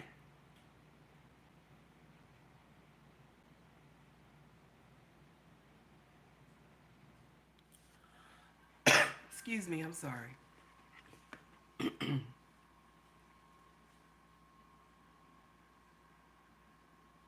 And so you get nonsense like this, heifers like this that walk up on you. Let's play it one more time. Is she going in there? Hi. Don't I know you? From where? Mark. Mark. Yeah. Yeah, what about Mark? Who is Mark to you? That's my husband. What's your husband? Yeah, that's my husband. Oh. I thought I knew you. But we're having a baby. Excuse me? Yes, we're having a baby. You said y'all having a baby? Yes. Me and Mark is having a baby. Okay, I think you probably got the wrong Mark. No, that's the right Mark. Mark Henderson. Okay. And you can tell this is a young ass hyena. She laughing. You telling this grown woman something that is devastating, and you're laughing. Mark Henderson. Mark Henderson. Bitch, you would have got a 2-piece to your face. Take heed to the message does not support violence. Can you imagine? Where's the old hoes at that used to keep their mouth shut when they was fucking your husband? Where y'all at? There's no more. When y'all done got old, you supposed to recruit. You supposed to recruit new hoes and teach them the game. You fucking somebody else's husband. You supposed to be quiet. Mind your business. You don't go to the wife place of business and tell her you pregnant. The old hoes, y'all old chicken hoes, is supposed to teach the new hoes that when you the side chick, you supposed to close your mouth. See, when you keep your mouth open, you win prizes, damn it, and that's an ass whooping. What was this woman supposed to say to you after you told her you pregnant with her husband's baby? You know what I'm saying? What was she supposed to say to you? And you thought it was funny. Ha ha. Mark Henderson. Ha ha. What kind of nonsense?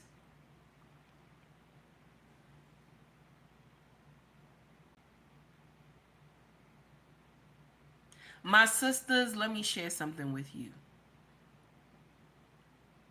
Let me share something with y'all. And I know I'm joking around, I'm playing. But stop letting the cleanup woman come into your home. Stop letting the cleanup woman come into your home. Do you hear me? Stop letting the cleanup woman come into your home. Stop welcoming her in when you not fucking your husband. When you are not fucking your husband, you are welcoming the cleanup woman into your home.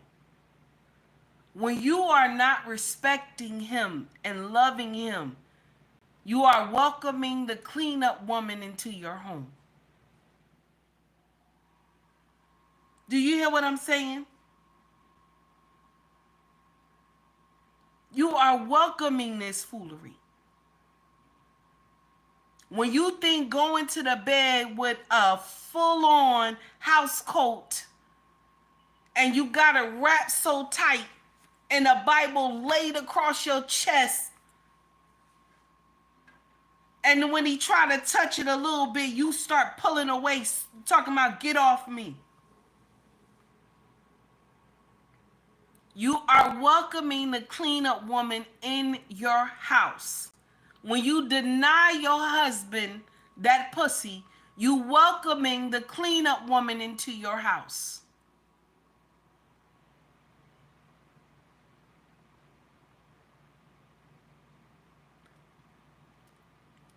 When you don't suck his dick, okay?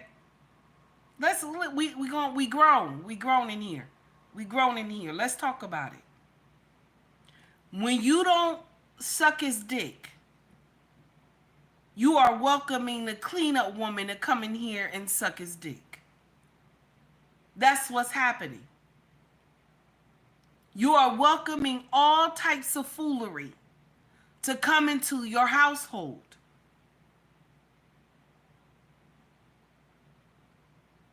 Stop listening to your mama, your sisters, and all of them tell you, oh, if he don't act right, don't give him no pussy. He don't act right, he don't do what you want him to do. Don't give. You ain't gotta cook and clean for him all the time. You ain't gotta wash his clothes and all this stuff like that. This your husband. They telling you. I'm talking about your husband. I ain't say boyfriend, I said husband. Okay?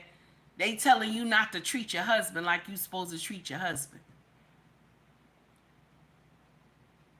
This is how you welcome demons into your home.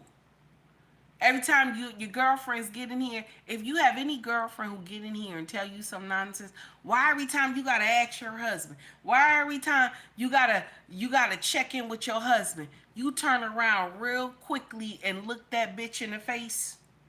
Okay? I don't care how many years you've been friends with that bitch. You turn around, you look that bitch in the face, and you say, listen, this man is my covering. If anything happened to me, this man gonna come out here in full war gear. He gonna come out here. So I got to tell him where my ass at. Okay? I got to ask him, can I go? That's what you do. That's what you do. Stop listening to these women tell you nonsense. You will destroy your own home by listening to hyenas like this. Oh no, you mad with him, something he ain't do. So no, you gonna cut him off for 2 weeks, a month, 2 months, 3 months. You gonna cut him off. And you know what's gonna happen? The cleanup woman gonna show up at your house and tell you she 2 months pregnant. That's what's gonna happen. The cleanup woman gonna come to your house and tell you she 2 months pregnant. Mind you, you have put this man on ice for 3 months. So at least he gave you a month. He was trying to give you a month. You have men that's been in their marriage for 10, 15 years. The wife put them on ice for a whole year. And then all of a sudden, you find out this man got a 1-year-old baby. But my question to you, my dear, is who told you not to fuck your husband for a whole year? That's my question.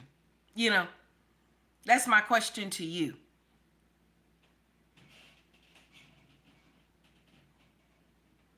I'm going to share something with you. When your husband make you mad, this my sisters, I want to explain this to you. Okay, we on something else. You know, we done went to the left now, okay? We done went to the left, okay? We gonna stay right here in the left, right here. When your husband make you mad, and the first thing you think is to go run to the phone and start talking to your girlfriend about your husband, I want you to do this. I want you to today to go to the mirror in the bathroom. I want you to bitch smack yourself.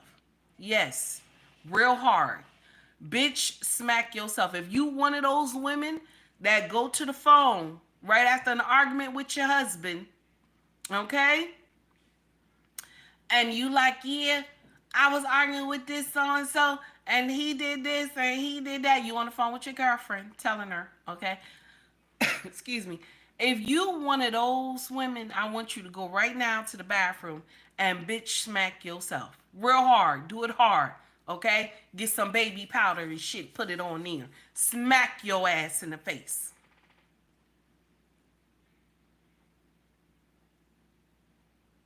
Because why are you telling your girlfriend this nonsense right here? Okay? Why are you telling your girlfriend this nonsense right here? She know your husband is a good man. She know that. So she up there giving you some stupid advice. Oh no, baby, don't fuck him. Don't fuck him. Don't give him that pussy. Don't fuck him. You know, put him on ice for 3 months and shit. You're listening to this bitch tell you that. You're listening to this woman tell you that.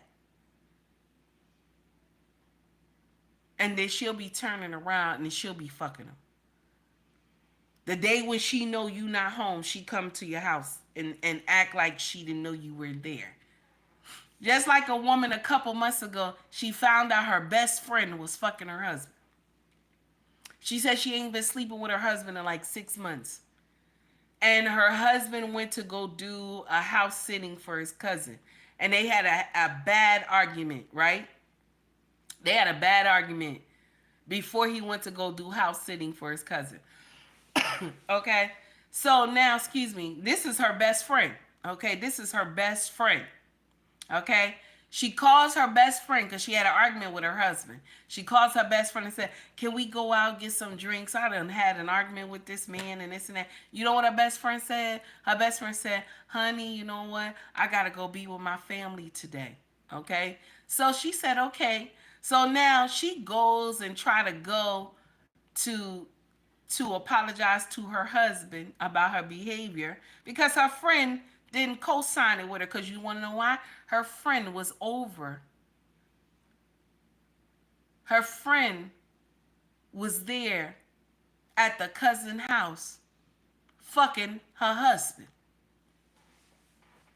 She was swinging from the chandelier on the husband. Bitch, that's your job. That's your job. You supposed to have been swinging from the chandelier on your husband, but you listen to your friend tell you to put your husband on ice for 3 months. Let me share something with you, my young women. I want to share something with you. Were you mad with your husband about something? Okay? You're mad with him about something? Okay? It could be he ain't take the garbage out. Okay? It could be he didn't take the stuff out the dishes or something, like the sink out the dishes. It could be, excuse me, it could be he left his clothes on the floor. Okay? Okay? You want to pay him back, right? You want to pay him back, right? Okay? You want to get mad with him. Go fuck him. Go fuck him. Talk shit to him while you fucking him. I told you to make sure those dishes wasn't in the sink no more. Fuck him. Tell him. Make sure those dishes is clean in the kitchen. Make sure you don't put those dishes in the sink no more. While you cowgirling him, get up there and tell him. Make sure the trash is out.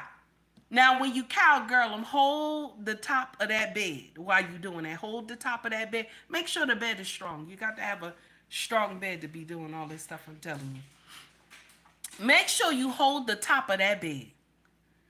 Ride this man like you riding a horse. You hear me? Okay? Tell him, do all these things. Let me share something with you. He gonna do it. He gonna do it. You wanna know why he gonna do it?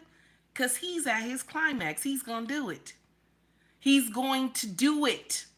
Anything a husband promise you when it's time for sex, he's gonna do it. You wanna know why? Wanna know why? Because he has to. You belong to him. He's obligated to do it. There are many things I made my king promise, and he had to do it. Because why? I belong to him. Okay? Okay? This is not the time not to fuck him. Don't listen to these stupid women. You got your mama tell you, oh no, don't be messing with them. Don't do this with them. No, that's not the time. That's not the time. When these women tell you do stuff like, do the opposite. Oh no, don't be making this plate. Don't be cooking and all this stuff. Don't be cleaning. Do the opposite. Do the opposite. Do the opposite. It is your duty to do what you're supposed to do as a wife. Do the opposite, damn it. Nah, don't be fucking them. Oh, I will put them on ice for 3 months. That means fuck them every day for 3 months. They tell you that shit. Oh, no. Put them on ice for 6 months, a year. Fuck them every day. Twice for a year. Screw this man. Screw the hell out of this man.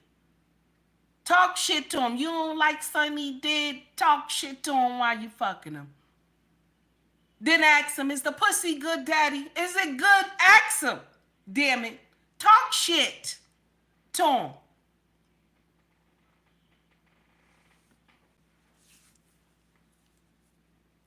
Now, I'm telling y'all this is because, okay?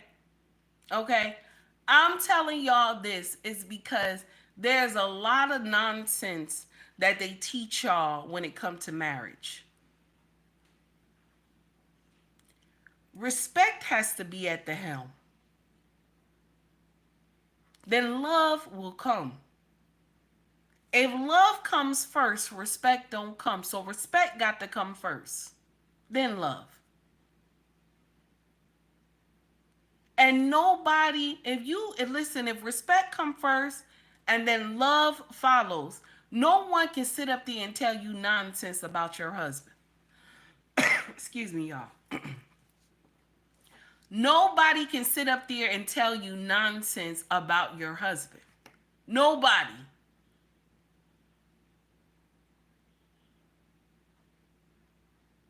Not even a mistress. Stop letting these mistresses think that they won. I told y'all yesterday. Because sometimes you can do all these things and still get a mistress. Do you hear what I'm saying?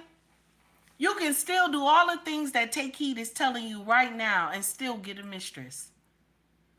And when that bitch call you and say, I was fucking your husband last night, right?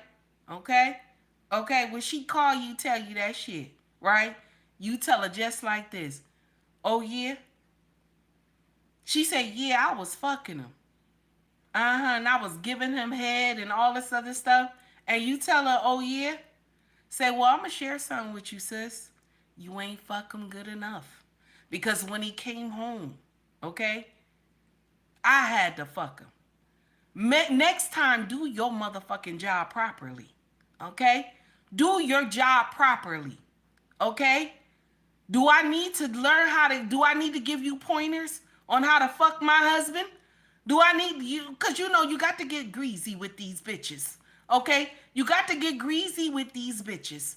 She got the nerve to call you, tell you she fucked your husband. You got to ask her, well, why when he came home that I had to fuck him? Because if you fucked him, I shouldn't have had to fuck him, bitch. Okay? I shouldn't have had to fuck him. Okay? And then ask her, did he kiss you? When she say, yeah, he kissed me. He kissed me. You say, yeah, well, did you like the kiss? Because that was my pussy, baby. He was eating my pussy. You got to get greasy with these bitches. Getting up there calling you, talking about I've screwed your husband. What kind of nonsense? You ain't got no respect calling the grown woman, the queen, talking about I was screwing your husband. Bitch, you ain't screwing good enough. He had to come home and I had to fuck him. I wish a bitch would. I got some shit for you. I wish a bitch would come tell me. Take Heed, I was fucking. Baby, you was fucking him where, honey? Where you was fucking him? Because I fuck this man all the time. Where was you fucking him? Where was you fucking him? I'm gonna let her know. You ain't fuck him good enough. You ain't fuck him good enough. because he came home and said, Mama, I need you. Yes, what the hell? You didn't fuck him good enough. Okay? And make sure you clean that pussy. Because the last time I smelled him, he smelled nasty. Make sure you clean that pussy, bitch. Clean that pussy. Make her feel bad. Dog walk that bitch. Stop letting nonsense come to your door. My sisters, I'm letting you know. Stop letting nonsense come to your door. All because of a mistress. Now I ain't sitting up here and telling you that it don't hurt. I ain't sitting up here telling you that it ain't gonna hurt. But I'm letting you know, don't let that bitch win.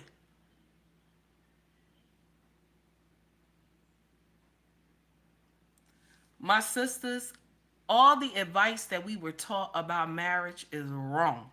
Do you hear me? All the stuff that we were taught about marriage is wrong. Don't you know some marriages go a whole lifetime, nobody cheat? Don't you know some marriages go a whole lifetime and they just love and respect each other?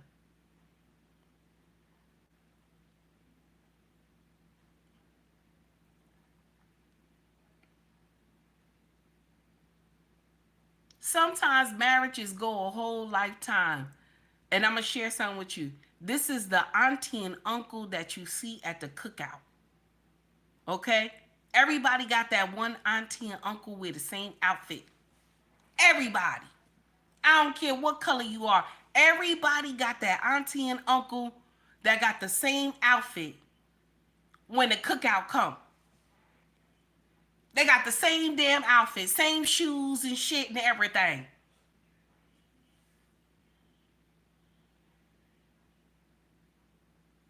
When they get out on the floor, they say, oh shit, that music dropped.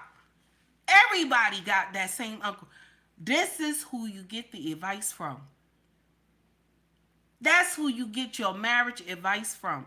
The same auntie and uncle you see dancing together. The same auntie and uncle that sometimes when the auntie come bring the uncle plate, the uncle smack her on that ass. Bow. He hit her. He hit her on that ass. Everybody start laughing, looking around and stuff. And she said, John, stop now. Stop, John. He said, baby, look now. It's still jiggle. He hit her again. Bow. That's who you get the information from. It's not the auntie that's up there with the Holy Bible snapped to her chest. Boom. You know. Okay? That's not, and now listen, we love that auntie. We love that auntie. Okay? We love that auntie. But she's making life hell for her husband. Because every time he asking her to get that pussy, she up there is throwing scriptures at him. That's not who we get the advice from. Now I didn't say the auntie that's still throwing it back for your uncle. I didn't say she wasn't spiritual. But she's not the one that's going to bed with the Bible strapped to her chest. She's the one going to the bed in the birthday outfit or a lingerie. Okay? She's the one that's still fucking uncle. Okay? You still hear uncle when you go to the house sometimes. Okay? You go to the house, you may have spent the night over there because it's the holidays. Okay? And you hear uncle say, oh shit now. Okay? That's the house you go to when you're married. You want marriage advice? That's the house you go to. Okay? When uncle still get excited when he see auntie come in the room. When uncle still could smile, don't go to the uncle where he see auntie. He looking at auntie like this. You know. He looking at auntie like, you know. He looking around like that. Go to the uncle that be he look at auntie like, I'm gonna get you when I get home. You know what I'm saying? That's who you get the advice from. Okay? Okay? That's who you get the advice from. When auntie walk past uncle and she shake that ass a little bit in uncle face. Okay? Put the titties in his face a little bit, shake it a little bit in his face. That's who you get the advice from, damn it. Not the one that's up there talking about and just throwing scriptures at the husband. The auntie that still loved to go and serve her husband. I keep telling y'all, marriage is servitude. You got to still want to serve your husband. If you like the content, please like and subscribe to the page. Also, donate to the page as well. Miss Straight Up No Chase, I see you, baby.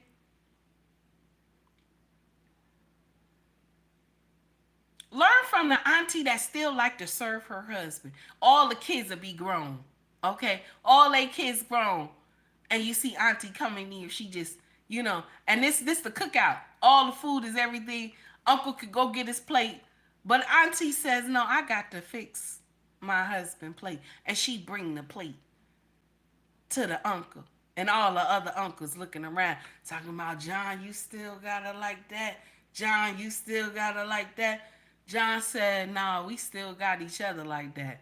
And he take the plate. He look at her and say, baby, you're looking good in that outfit. She turn around, she look at her, said, baby. Now they got the same damn outfit on, okay? She turn around and look at him and say, baby, you look good in that outfit too.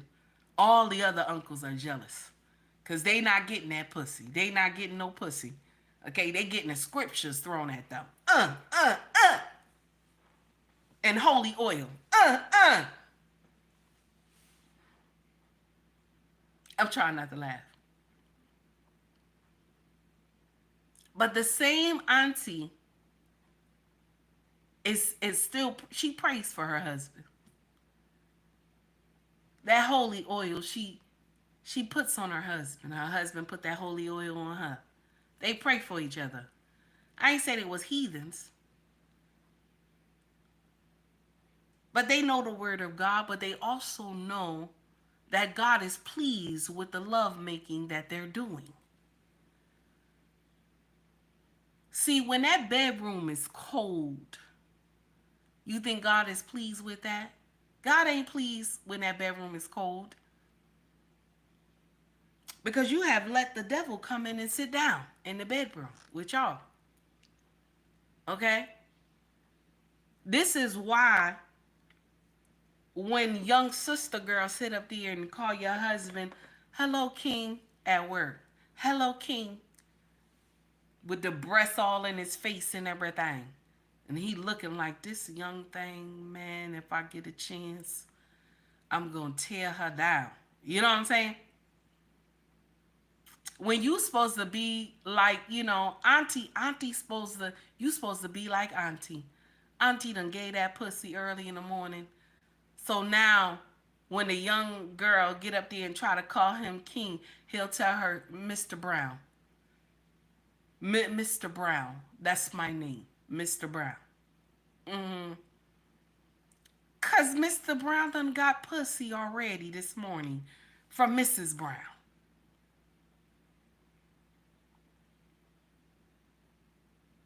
See, all these things right here that I'm teaching y'all right now, okay? Okay, now I know I'm putting a lot of bullshit in it, but I'm teaching you something, okay? I didn't know this in my first marriage.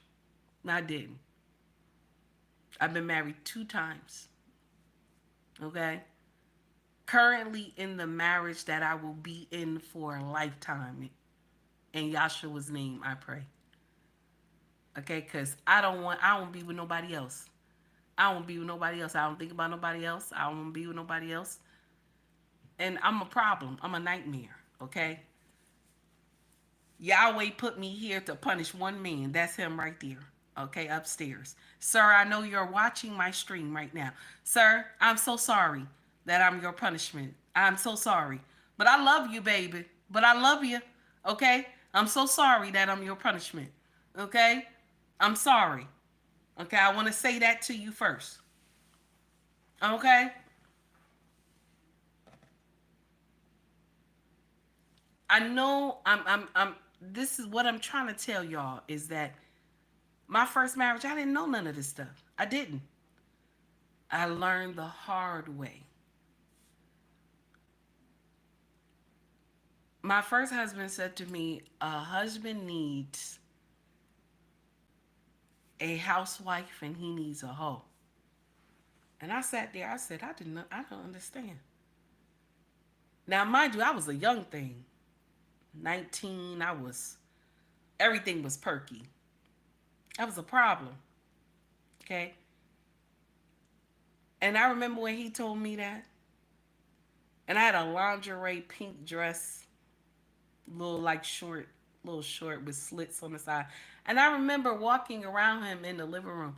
And I said to him, so all this ass and titties and you got to cheat on me?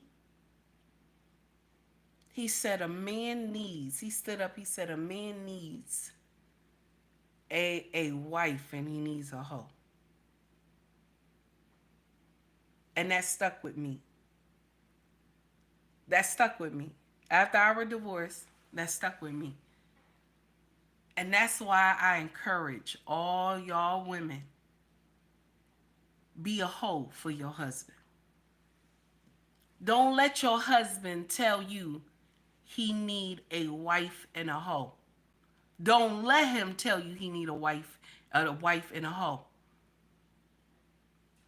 Tell him, I'm your wife and your hoe. Let him know.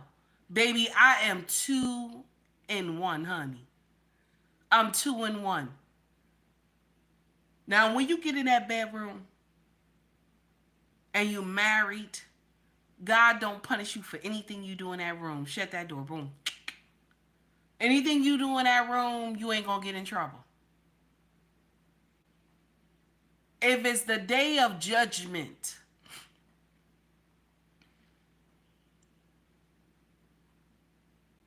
and Yahweh come in and y'all doing something, you don't even get punished, you married. He just tell you, my children, let's go. That's it. That's it. I'm talking to married people. Be that wife and that hoe. You want a whole phase, baby? Do the whole phase with your husband. Do the whole phase with your husband. Stop getting out here collecting bodies, baby. I'm telling you, some good.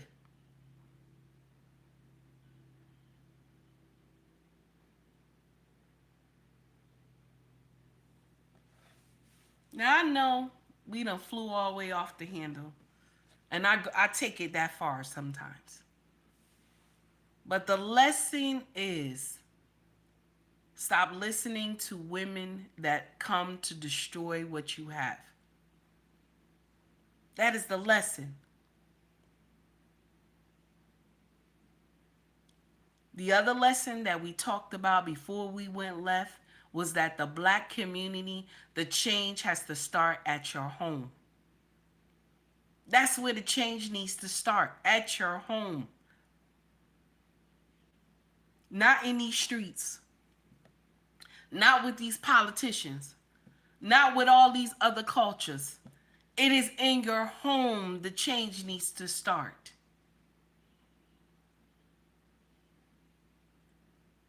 Stop listening to women who tell you that men ain't shit. Stop following women like that. They ain't doing nothing but leading you to damnation. And let me share something with you, and this is going to be nasty. But I think I could say this now because we got a new president. Any woman that tell you that you don't need a man, any woman that tell you that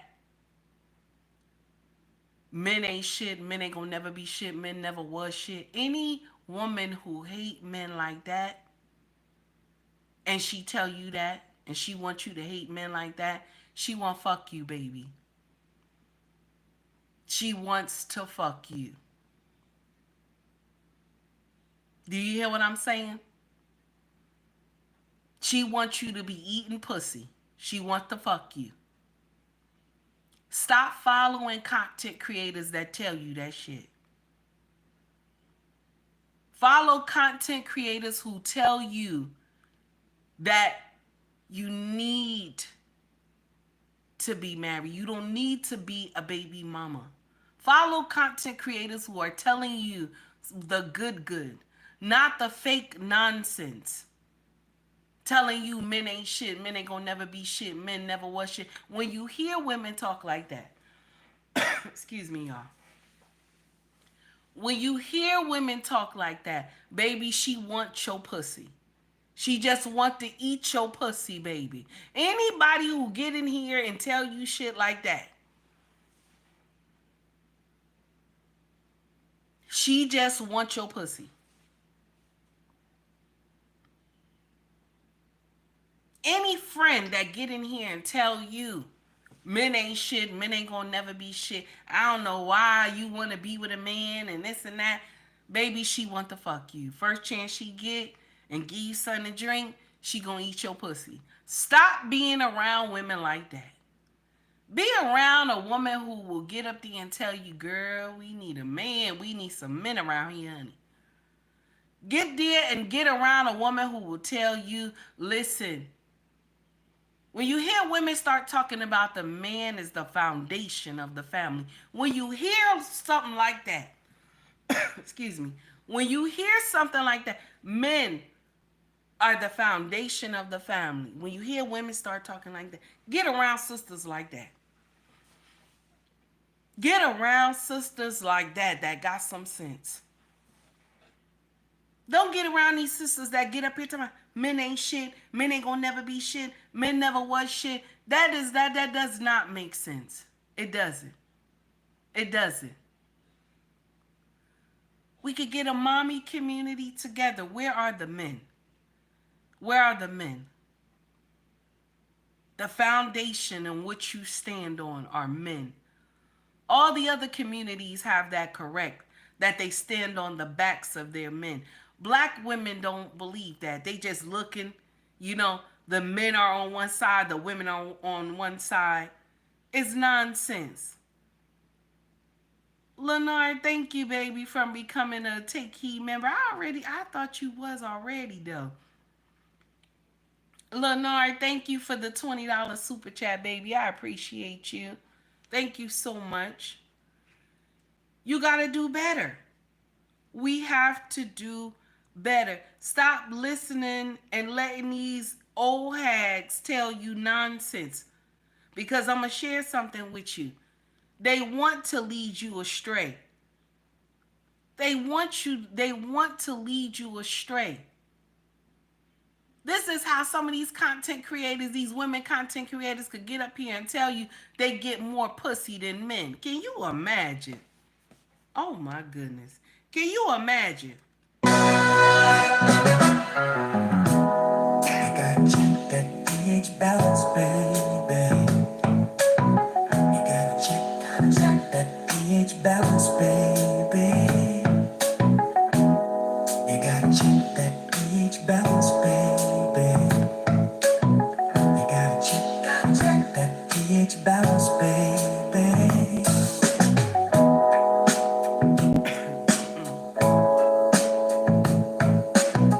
Okay, Lenard said, I didn't know my payment information expired. Okay, baby, I understand. Thank you so much for donating the $20 super chat. I appreciate you. I just want to share that with y'all. Let us stop following these women who don't have substance. The first thing she get up there, she start talking about men ain't shit, men ain't gonna never be shit, men never was shit. Turn her ass off. Get the hell out of here. Turn her ass off. Shut that door. Boom, boom. Green beans, you always donate to me. I'm not worried, honey. Don't worry. I'm not worried. So, hurry up and shut that shit off. No. Let's make 2025, we stop listening to these women that are hiding under the disguise of saying they are, I'm a woman. Okay? I'm a woman. Okay? And I'm out here trying to teach you about men. And you don't even like men. How you teaching me about men? How you teaching me about marriage? How you teaching me about a relationship? And you yourself eat pussy. How's that working? How is that working? That's like me Take Heed telling you how to be out here doing nonsense, you know. No, well, not nonsense, but I'm out here telling you, you know, this is how you supposed to do this with a man. This how you supposed to talk to a man. This, and I ain't got no man. I ain't got no man. You know what I'm saying? I don't have no man. I'm out here telling you how to treat a man, how to do all this with a man. But I ain't got no man. Don't that shit look crazy? That shit look crazy. I don't even respect men. I'm out here trying to tell you how to respect a man, but I don't respect men. There's so many content creators up here that are women. They don't even respect men, but they get up here and tell you how to respect men. That's stupid. That's stupid. You telling me how to finesse men out of money, and I'm going to share something with y'all. I'm going to share something with you. This is the uncomfortable truth. You don't have to finesse men out of nothing. You don't. You don't. If you already respect him and you're kind to him, he gonna want to do. He's going to want to do. Nobody will have to tell him to do. My brothers, all of y'all in here, am I right? You do not have to finesse no man. All you got to do is be respectful and be kind. He's going to want to do for you. You don't have to finesse him out no money. Just be truthful. He's going to want to help you.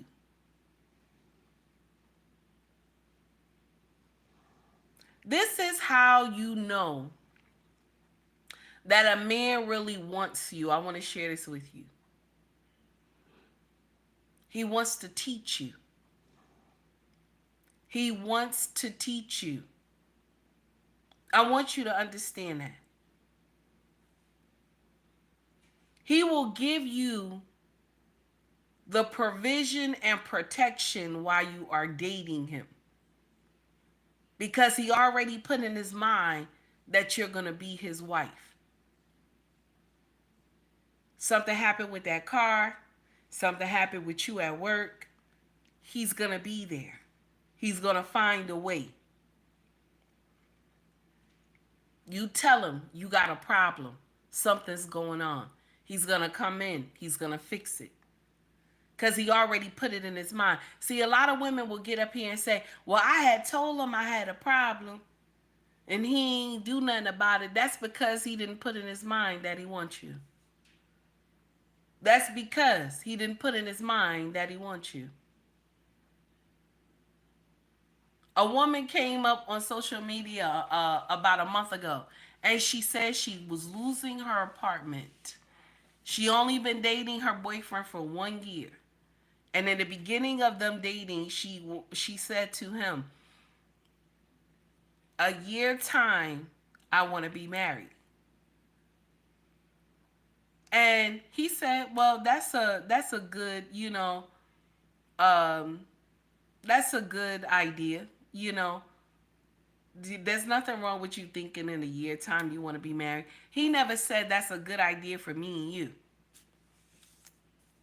So she tried to force the move in on him with saying that she lost her job and that she needed to come live with him. And he told her no. See, I'm going to share something with you. You do not have to force marriage on any man. You can tell him this is what I would like. But you don't have to force marriage on any man. Once he put in his mind that you belong to him, the provision and protections will already be put out there. Because he already put in his mind he's going to marry you. You don't have to tell this man anything he needs to do for you. He's going to already do it. That's the only thing that I think a lot of y'all women don't understand. That's the only thing y'all got. That's the problem y'all got, because y'all be trying to finesse these men. And if a man genuinely wants you, he's going to do for you. He is. And Leonard is right. He was not feeling her. He wasn't.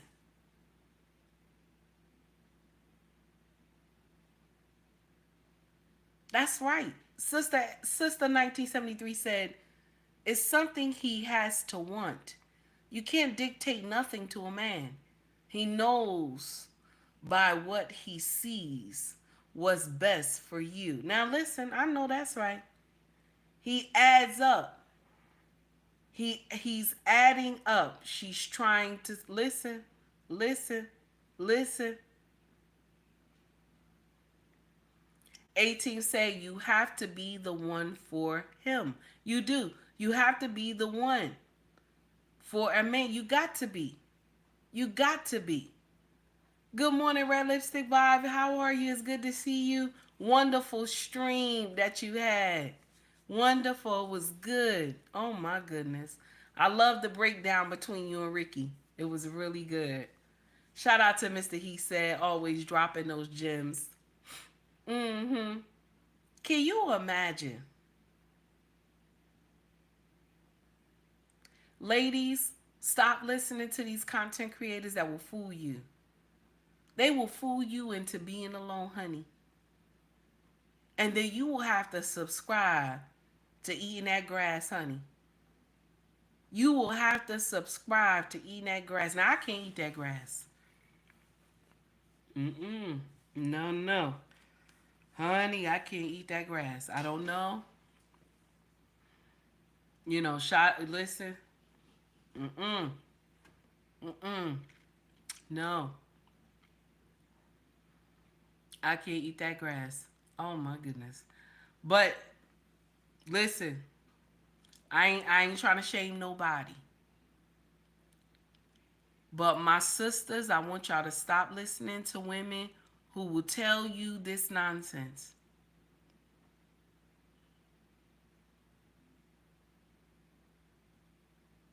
Stop inviting nonsense into your home. Take care of your household before you try to go out and teach the masses.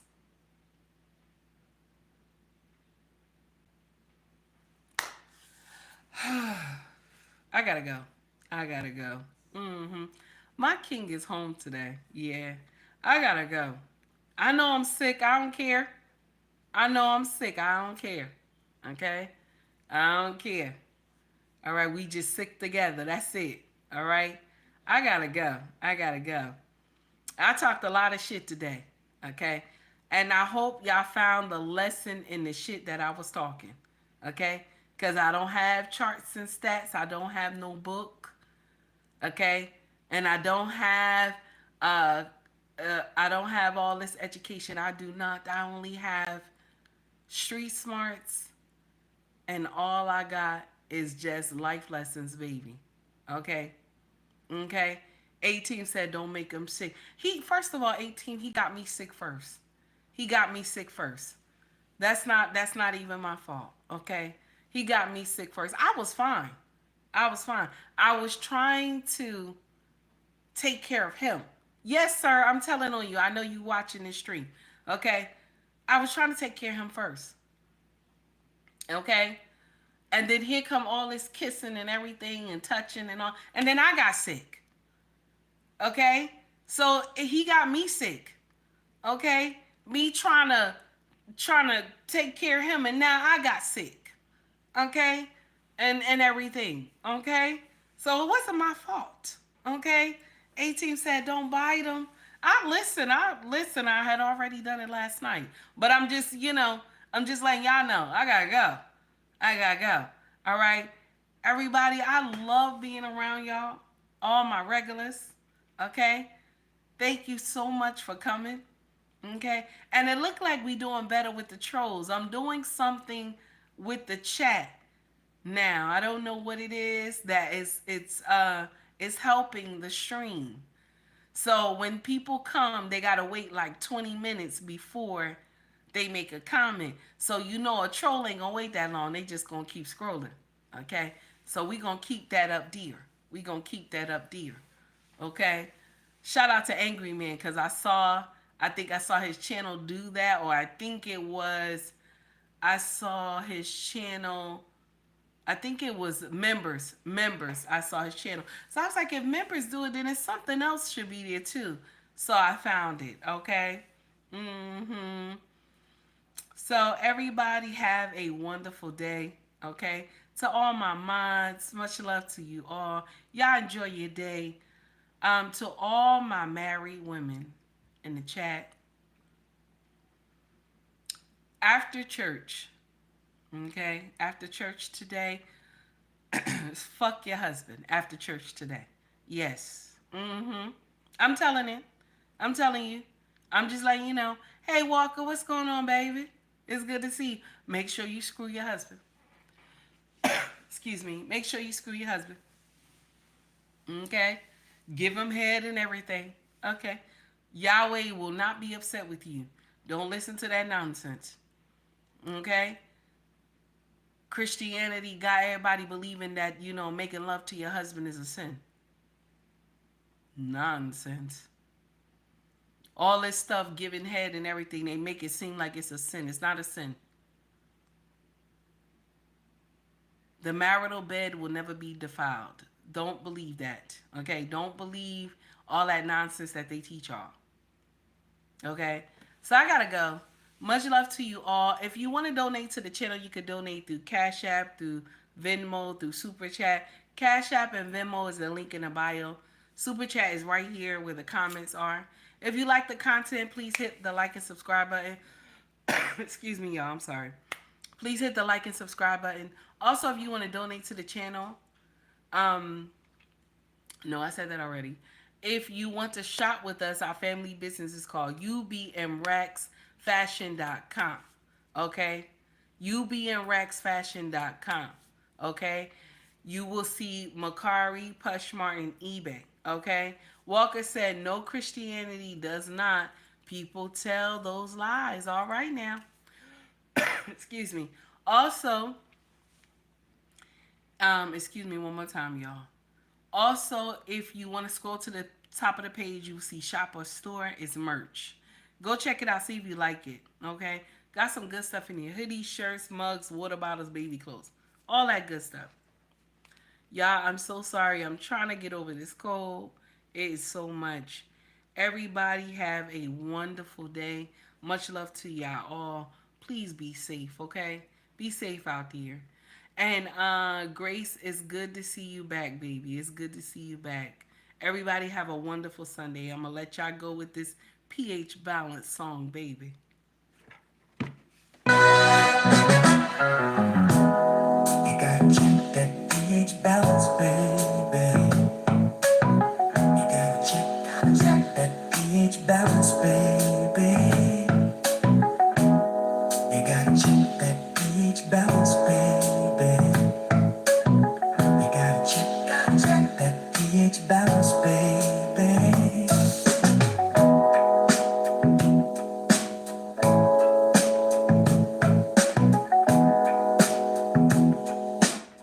Since the 1973, I'm up here laughing at your comment. Oh my God, you too much. I can't take it. Walker said, go lay up, King. It'll keep you getting better. What is going on? Something smells fishy, and we ain't eating fish. Love y'all. Thinking to myself, what the hell is this?